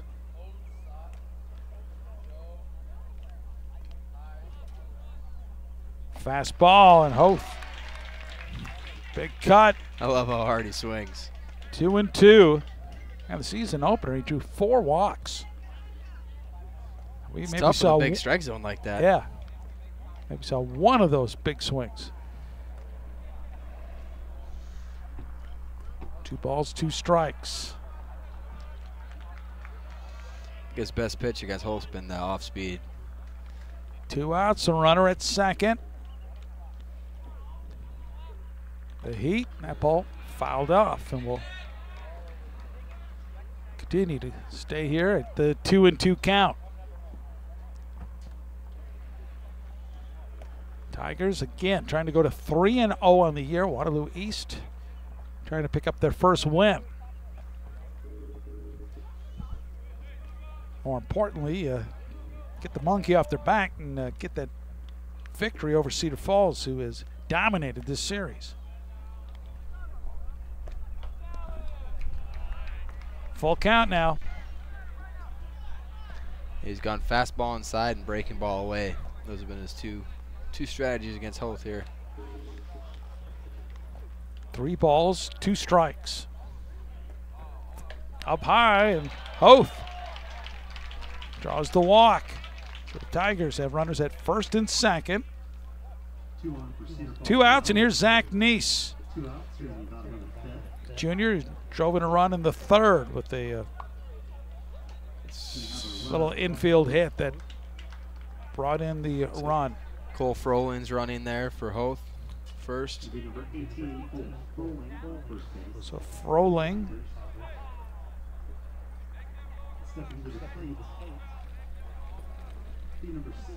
He's at first. Smith.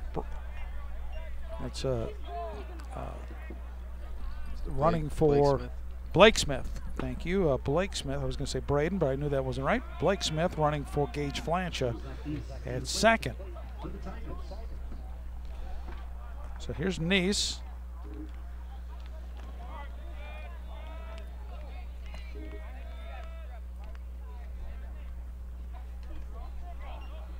Tigers, a couple hard hit singles to begin the inning. Again, that big pickoff at Bauer at second base. We've had a couple of those too, where Neese got thrown out at home because we had the run down at first, second.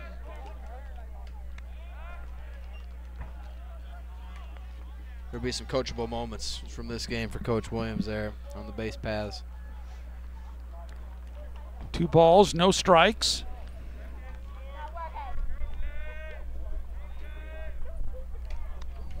Oh, now look at this, 3-0. So he's 1 pitch away from loading him up. DH Brody Bartlett waiting on deck. So Neese, I'm sure, will be taking this with the 3-0 count. High. Oh, it's ball 4. So is Thomas starting to wear down here? Thomas is telling his coach, stay in the dugout, let me pitch this out. He's giving him the 2 hands, just stay there. And it kind of rolls his eyes as Coach Jesse walks out there. And with the bases loaded, we're going to see a change here. I think we might. Tough spot to walk into here. Yep, it looks like Spooner's going to pitch. So we're going to let's take a break here. Caleb Spooner will be your new pitcher. Good performance by Justin Thomas. The bases are loaded when we return for Cedar Falls. We'll be back right after this. This is Tiger Baseball on Cedar Falls Community Television.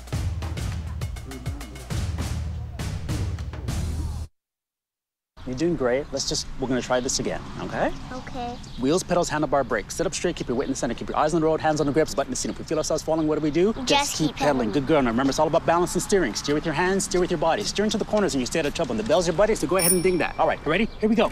Pedal, honey, pedal. There you go, you're a bike rider. Most parenting is hard to do in just 2 minutes. But 2 minutes twice a day making sure they brush is easier, and it could help save them from a lifetime of tooth pain.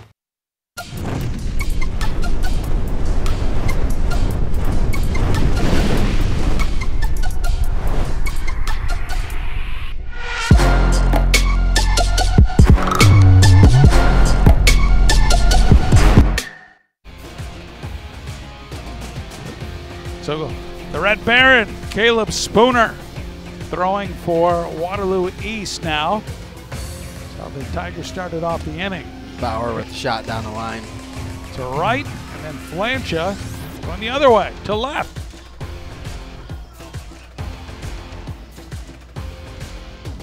So, you know, Spooner goes from second to pitch, and we're trying to read the numbers. Who's at the new second baseman here for Waterloo East?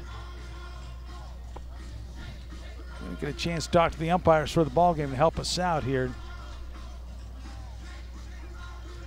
We've got a camera shot on that second baseman for Waterloo East, so we can read the number. Single digit. I think that might be it's either 3 or 4, either Peters or Bentley. Okay. Up to the plate here. This is Bartlett. Bases loaded for Cedar Falls. Ball 1. Bartlett, DH. Got a board on an error in the second, and grounded out to the second baseman in the third. It's a tough position here for both guys. Yep. And Spooner in particular. The base is loaded coming in. Gets his called strike. 2-1. Spooner, just a sophomore.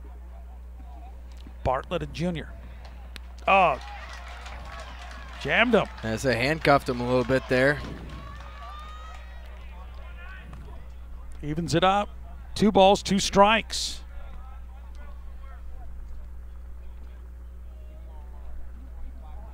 That ball hit, and that will get through for a base hit. Blake Smith scores from third. And Froling comes in from second. And Cedar Falls tacks on 2 more as Brody Bartlett comes through with a big base hit. Great job driving it right back up the middle. He did a great job of seeing that was a curve ball, stayed right with it, right up the middle. Good base running is Zach Neese. Moving on the pitch, winds up at the third base. Let's have Woods that on here. 7 hits unofficially for Cedar Falls in the game. Their third single of this inning. Check swing, he went around, yep. 0-1.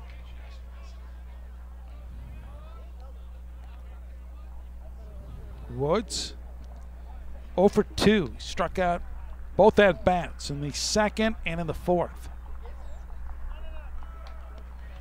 Swinging late. 0-2. Woods playing right field for the Tigers. Cedar Falls, couple big insurance runs by Brody Bartlett with that 2-out, 2-run single. 5-2 Cedar Falls here, at the bottom of the 5th inning. Slow curveball. And Connor Woods, nothing he can do there, frozen. That will close out the 5th, but a good inning for the Tigers. 2 runs, 3 hits. Clutch hit there by Bartlett. And they'll leave 2 men on. So 5-2 after 5 innings of play. This is Cedar Falls Tiger Baseball. on Cedar Falls Community Television.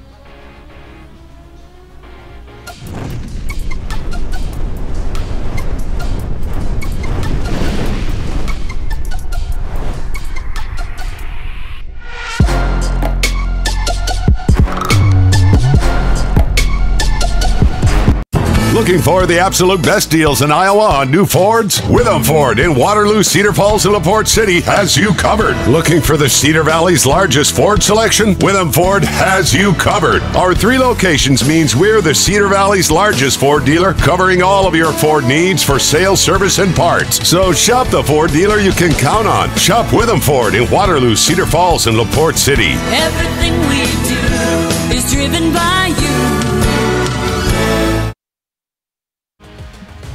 Our broadcast is brought to you by Witham Auto Center. Everything we do is driven by you. Located on South Main Street in Cedar Falls, or find us online at withamauto.com. Hope you're enjoying our broadcast. Mark Simpson with John Yoakum. Braden Smith coming in relief of Max Steinlage with the first 3 innings. This will be the 3rd inning for Smith. He'll face Dakota Albright, Ian Lucas, and Caleb Spooner here in the 6th inning. Albright. Bleacher creatures, Mark. There we go. Look at that. As they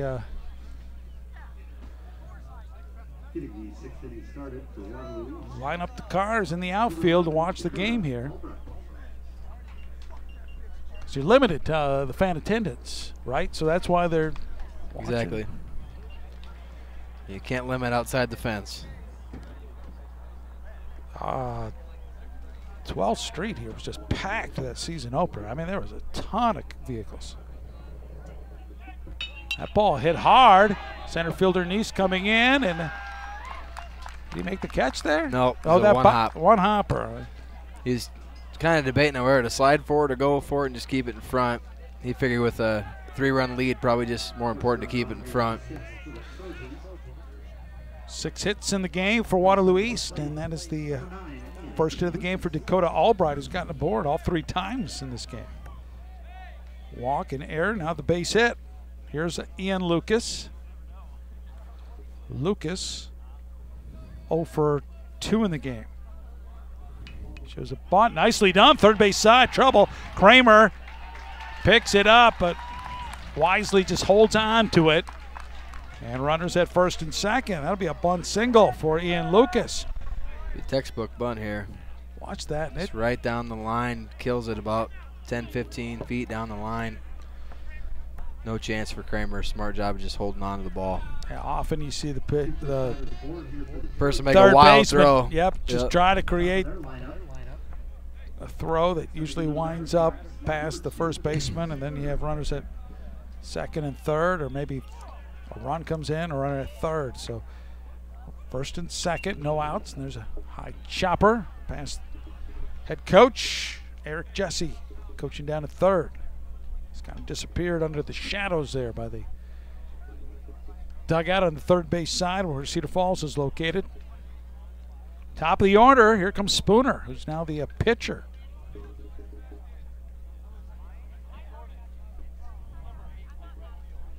So Braden Smith trying to work out of another jam. Flancha, the good stop. Interesting to see if Cedar Falls got to be warming up right now in case he gets into more of a jam. I don't see any activity in the bullpen, the Tiger dugout. There's a hit. This could be 2 possibly. Race D to second for 1 to first, not in time. It's okay, just get outs. So take each one you can get. Albright be a third. They get Lucas on the fielder's choice. So runners at first and third, 1 out now. Ball wasn't quite hit hard enough to turn 2 there. And let's see here. This will be Justin Thomas.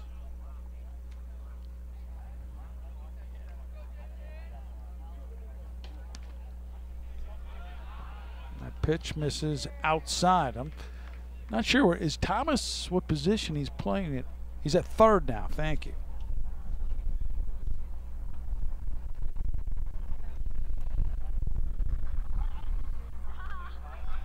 That ball's hit and right over the second base bag, and a run comes in to score. That's going to be an RBI for Justin Thomas. And now it's 5-3, and Waterloo East has the tying run at first base. Very classic hit and run there. Get the defenders moving for the steal. It makes it easier to place the ball into the field.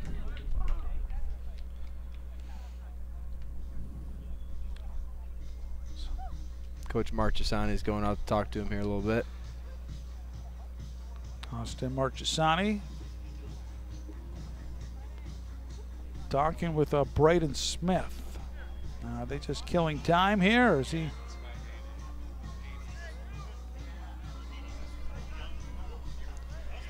All right. I thought they might have just been taking their time. Get a new person into the pitcher in the game. Let them a few more warm-up pitches, because that did not look like a very intense meeting on the mound there. They're both laughing and smiling there. Here comes Jackson Cooper up to the plate. Yeah, the only guy not in the field there now that might be warming up is Ben Bowman for pitching. A lot of times Nice will bring him in as well, but he starts a lot of the games. Good curveball there. It's close. A lot of movement up high. This is the dangerous part of their lineup too. Jackson Cooper's been hot all day. He's a double, single, got a board on an error. He's batting third. And it's now 5-3. Golfs that one out of play. 1 ball, 1 strike. So we have Spooner at second, Thomas at first. Tigers got that big hit, the 2 runs knocked in by Bartlett, the bottom of the 5th inning. Oh, again, a lot of movement. There's a tough pitch there. Can't do much with that as a hitter. He starts it at your waist and then it drops into the strike zone. Well, that was the best pitch of the game for Braden Smith. That was nasty. 1 ball, 2 strikes now.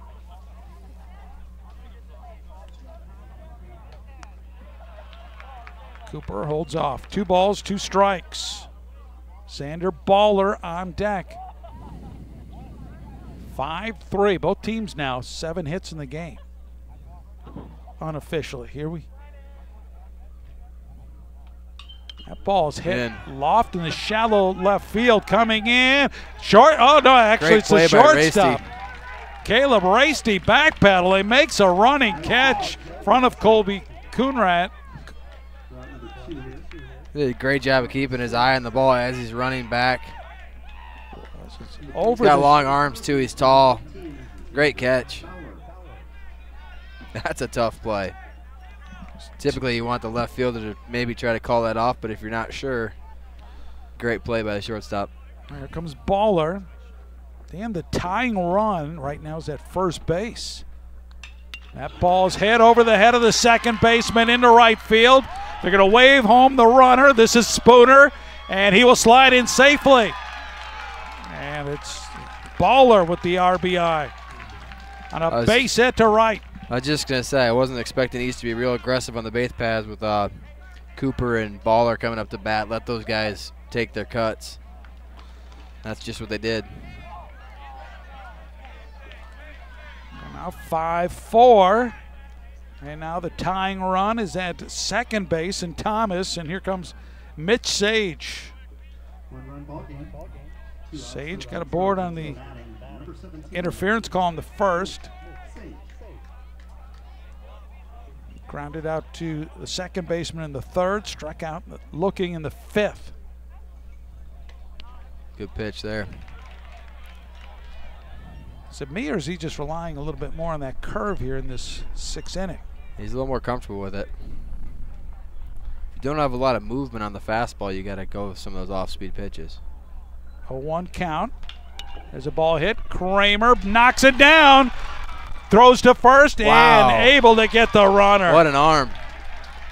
Ah. Way to stay with it, Kramer. Sage not the fastest, and Tigers got a break there. That was a bad hop. Spins around, throws a rope. And Tigers get out of the inning. Waterloo East, though, comes roaring back with 2 runs in the top of the 6th. And it's a 5-4 heading into the bottom of the 6th inning. Entertaining game here between the Tigers and the Trojans. So the Waterloo East, let's see, they got the 2 runs and the 3 hits. And they leave a couple men on. Let's take a look at some of the highlights here for Cedar Falls. Look at this. Kramer has been tough at third base defensively tonight. Making that a sliding catch. Here's the hit that I thought was gone. That hits the bottom of the fence. Winds up a double for the big man, Drew Hoth.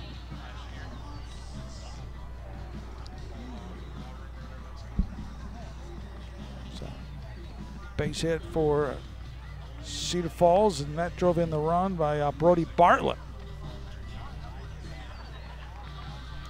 Bartlett, that was his first RBI of the game. The Tigers getting the double play there. Nicely done by Isaac Bauer.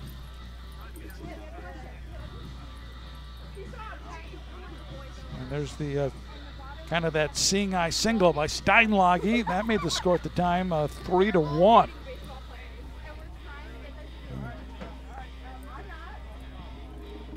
Neese dropped that one in. Yep, this is the last inning.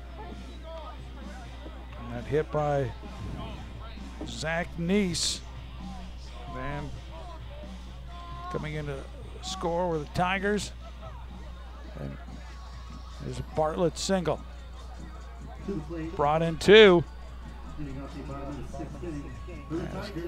Smith and Froling scoring the courtesy runners for the Tigers. 5-4. So, Tigers again, John, looking for insurance runs. Anything extra would be huge here. Ooh. So Justin Thomas was pitching now. He's at third base. Still not sure who the second. Racy just missed here. Whoop.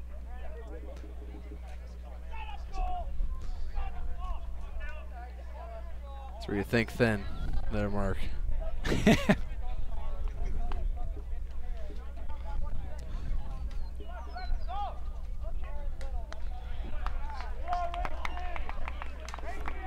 2-0 the count.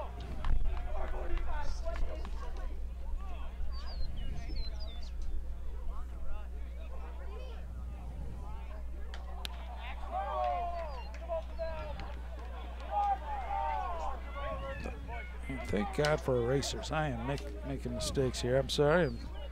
I'm glad you're doing it. Yeah, I'm doing. John just sits here drinking his Mountain Dew. There you go. Doing all the paperwork here. Take a leadoff walk here. That's a walk. Out to the plate. Colby Coonrad as Caleb Racy joined the walk. 4-pitch walk there for Racy. Coonrad 0 for 2 in the game. Struck out in the second, flew out to center field in the 4th.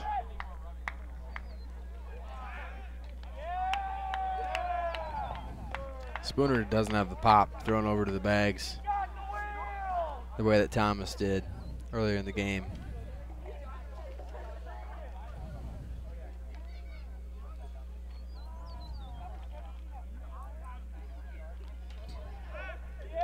Head first slide, getting back. Caleb Racy.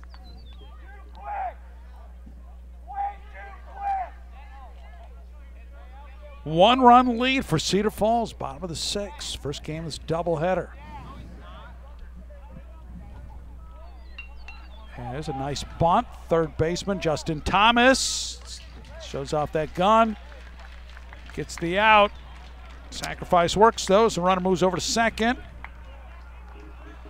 And Colby Coonrad doing his job. That was a great position on that bunt. It just took a great play. And this is where we talked about earlier about not bringing it to your glove. Go right to your bare hand. Colby almost beat that out. Here comes Isaac Bauer batting for the 4th time in this game. He's made good contact today. Bauer's 1 for 2. He scored a run. base hit last time up. That was that solid that nice hit rip to down right. the line after he thought he had been walked.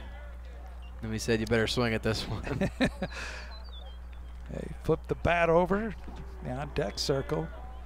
The umpire said that was a strike. Oh, ball bounces out of the glove of Sage. Sage. Steady ball player for Waterloo East. Good in the classroom. He was all academic Mississippi Valley Conference last year as a junior. 2-0 count. Varsity safe lead at second base. Spooner's pitch. There you go. Off the pitcher's mound into center field. They're going to wave home Varsity, and he'll score standing. And the Tigers get that much-needed insurance run. There's Isaac Bauer delivering again. Great contact right up the middle. Gracie was hustling the whole way. It's a big run. So now it's Cedar Falls up 6-4. Here's Gage Flancha, the catcher, coming up. Flancha on the day, he is 1 out of 2. Throw back to first. Getting back is Isaac Bauer.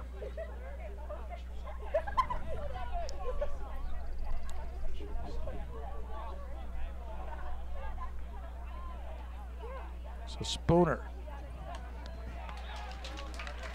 Good heat there. That's called strike. Last year, again, it was just a nightmare year for Waterloo East. 1-39, but if you're a coach, Eric Jesse, you won 2 games. You already doubled how many victories you got last year. They've definitely played hard here. Yeah, I've been impressed with the way they've played today. Obviously, you look at their score. They lose to Linn-Mar in the season opener 8-2, and then they lose to Kennedy 5-0. Much more competitive than they were last year.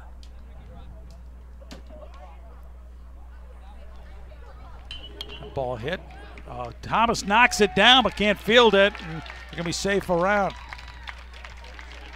Baller, the shortstop, tried to get the runner, but no chance as Flancha.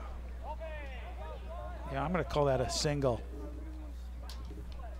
That's going to be a base hit here for Gage Flancha. That was a pretty hard hit. That would have been a... So runners at first and second. Steinlage's back into bat. So Steinlage batting 800 coming into. Hey, you might want to get him up to the plate. Yeah. The lefty. He drew a walk. It's the only at bat I have there. No. Excuse me. He outside of that RBI single as well. A little infield hit in the third. First pitch is a ball.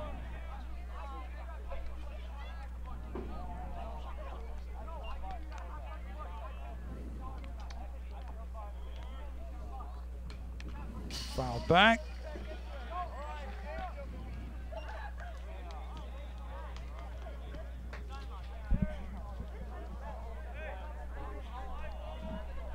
Runners at first and second. 1 run already in for Cedar Falls as they lead 6-4 here in the bottom of the 6th inning. Hard-fought game between these Metro rivals.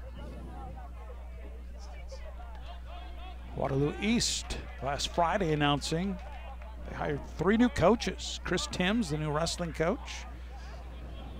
Coach Brett Carmichael, the new boys basketball coach, and former Cedar Falls Tiger Regis Baskerville is the new football coach. Regis, all-conference football player under Pat Mitchell. Was coached by Brad Remmer, and as he was a linebacker. 3-1 the count here to Steinlage. He'll draw the walk. So good luck to the new coaches at Waterloo East. Bases loaded, only 1 out, and here comes the big man, Drew Hoth. And Eric Jesse coming out. That will we get another pitching change for East? Waterloo East head coach Eric Jesse talking to his team.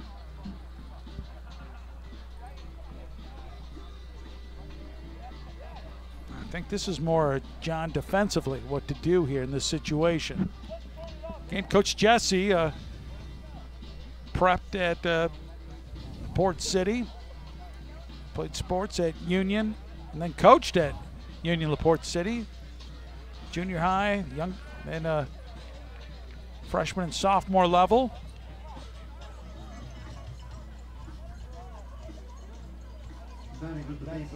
Now look at that. First baseman Jackson Cooper. I want the birth certificate. Look at that beard. Yeah, exactly. I am jealous. Drew Hoth up to the plate. Last year we saw him hit a grand slam on Cedar Falls Community Television. Came close to hitting a home run earlier in this game. That ball hit well. Right center. And again, it's another long hit off the bottom of the fence. 1 run in, 2 runs in. And Drew Hoth, his second long double of the game. Goes after the first pitch. And that breaks open this ball game. It's now 8-4 Cedar Falls. That's a tough thing when you get the bases loaded. You got to bring it to him. He was ready. Steinlage winds up at third. Watch the base running by the. They just want to make sure that they want to make sure they get at least 1 run and get a guy to third. 2 runs able to come in there. They were now up to the plate, and Zach Neese flies out shallow left field. They make the catch, not deep enough, and Steinlage stays at third. So Neese flies out.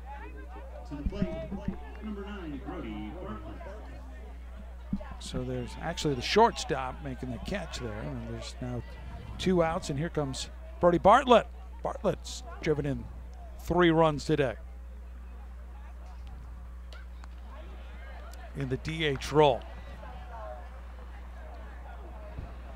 Well, the way Waterloo East keeps coming back, Brett Williams, the head coach of Cedar Falls, you're hoping, hey guys, let's score a few more runs here. Exactly. It's like how many runs do you need? The answer is more. Ball hitting the right field, and he can't get it. Kiewit. Hoth's going to be churning around third here. There's Drew Hoth rounding no problem. third, and the big man comes in standing. His teammates love it. Winding up at third is Bartlett. Boy, that sun is always tough at this time of the day, so I feel sorry for Brock Kiewit. That kind of speed, he's going to be asking Coach Williams to steal next time he gets on base. So that will be a hit for Bartlett. Yeah, Bartlett's been really good at the plate today. That'll be a lot of key hits. Winds up being a triple. Wow, he's 5 runs batted in here now. The catcher was not going to block the plate on that one.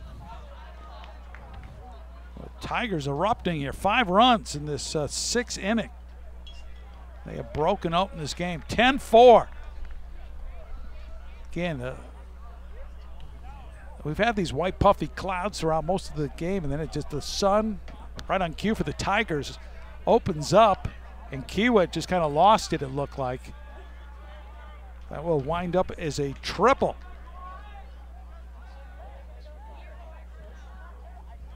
The ball tails down to the right, too, off a right-handed bat. Makes it hard to play.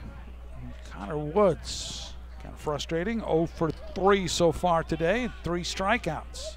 It's a lot easier to catch fly balls when they're pulled. So if it was a lefty, it'd be a lot easier to catch it for a right fielder than a right-hander tailing it. 3-0, and he'll draw the walk. So the Tigers will bat around here. So coming up to the plate will be Caleb Rasty, who started the inning. Or just Rasty. And Caleb Spooner laboring to get that final out here in the 6th. So it was 5-4 going into this inning. The Tigers getting an RBI from Bauer, 2 more from Drew Hoth, and then 2 more from Brady Bartlett, who's driven in 5 today.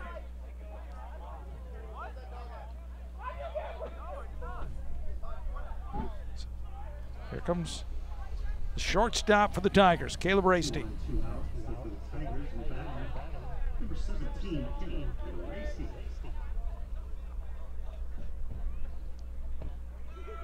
Ball inside, that caught him. Hit by a pitch. They threw behind Racy last time. They got him this time. So bases are loaded again for Cedar Falls. Bartlett remains at third. Woods now moves over to second. Racy getting aboard the hard ways at first base. Now, here's senior left fielder Colby Coonrad up to the plate. Coonrad coming into the game hitting .429 in the 9th spot. It's pretty a luxury for Coach Brett Williams. Like 2 leadoffs.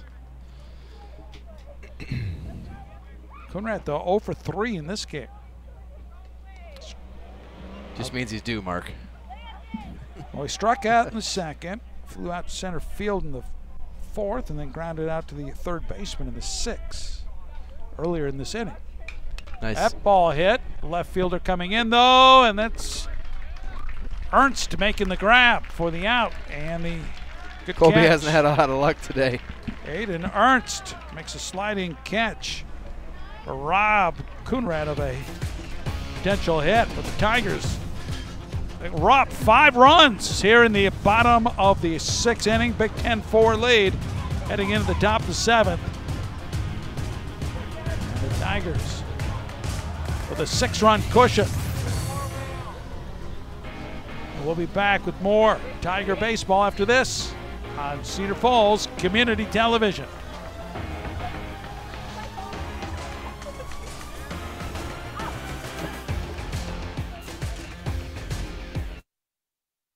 What's the easiest way to buy? The Witham way. That means stocking a wide selection of the area's top-selling pre-owned vehicles that fit any budget. From low-mileage cars to one-owner cars to local trades, we carry the vehicles you want. That's the Witham way. And check your mailbox for this month's specials or online at withamauto.com. Witham Auto Centers in Waterloo, Cedar Falls, and LaPorte City. Everything we do is driven by you.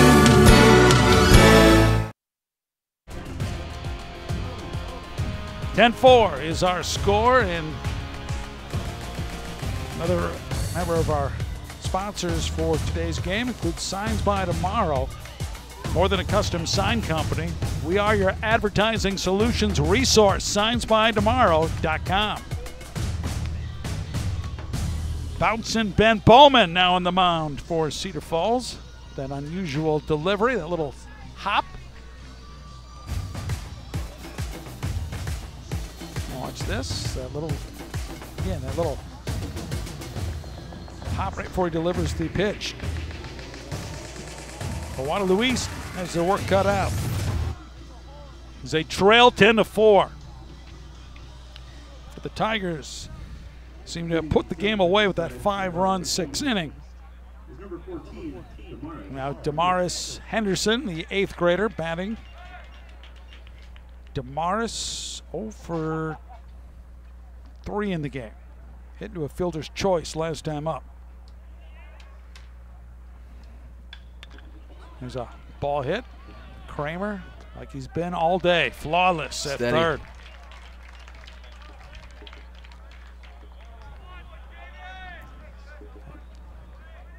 If the Tigers can get that type of effort at third base the rest of the season from He's had great Kramer, hands. He's had great hands of it because he hasn't had the easiest bounces in the world, but he's made some nice plays. He's just playing with a lot of confidence right now. Here's Aiden Ernst, now the left fielder. That's the thing. You make a couple of good plays early in the game, and you just play with a lot of confidence the rest of the way out. Aiden, the senior, 0 for 3 at the plate. And Bowman gets ahead. It's another huge benefit of that 5-run bottom of the 6th. You can just go right after these hitters.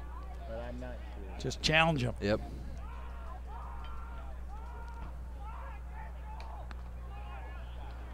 It's a good pitch. 1 ball, 2 strikes. Ben kind of turned out to be the one of the closers for Cedar Falls last year. late inning guy. Good pitch. Strikes out Ernst. And Waterloo East down to their last out. Here comes Dakota Albright. Albright has gotten aboard all 3 times today. And scored a couple of the 4 runs for Waterloo East.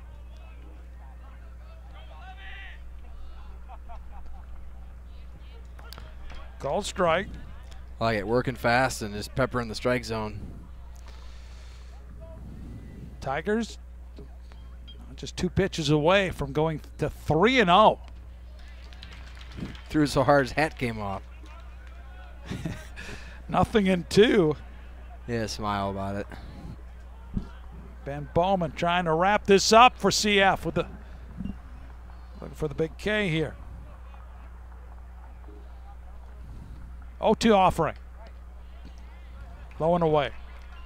1 ball, 2 strikes.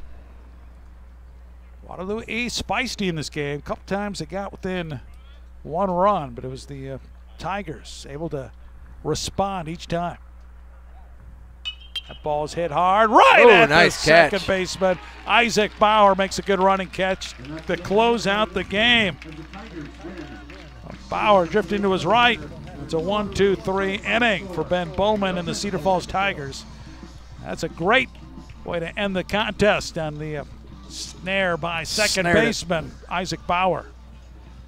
So the Tigers 3-0 and good effort, John, by Cedar Falls getting the timely hits, in particular in the late innings when Waterloo East got close a couple times. They did a really nice job of adding on those extra runs to make the pitchers feel comfortable at the end of the game. The Tigers, shaky at first defensively, looked a lot better the last few innings and came up with some big plays in the clutch as they come away, and it's a big effort for the DH tonight as Brody Bartlett drives in 5 of the Tigers' 10. Hope you enjoyed our broadcast. Another wonderful job by our Cedar Falls Community Television crew. For the coach, John Yoakum, I'm Mark Simpson, and you've been watching Tiger Baseball on Cedar Falls Community Television.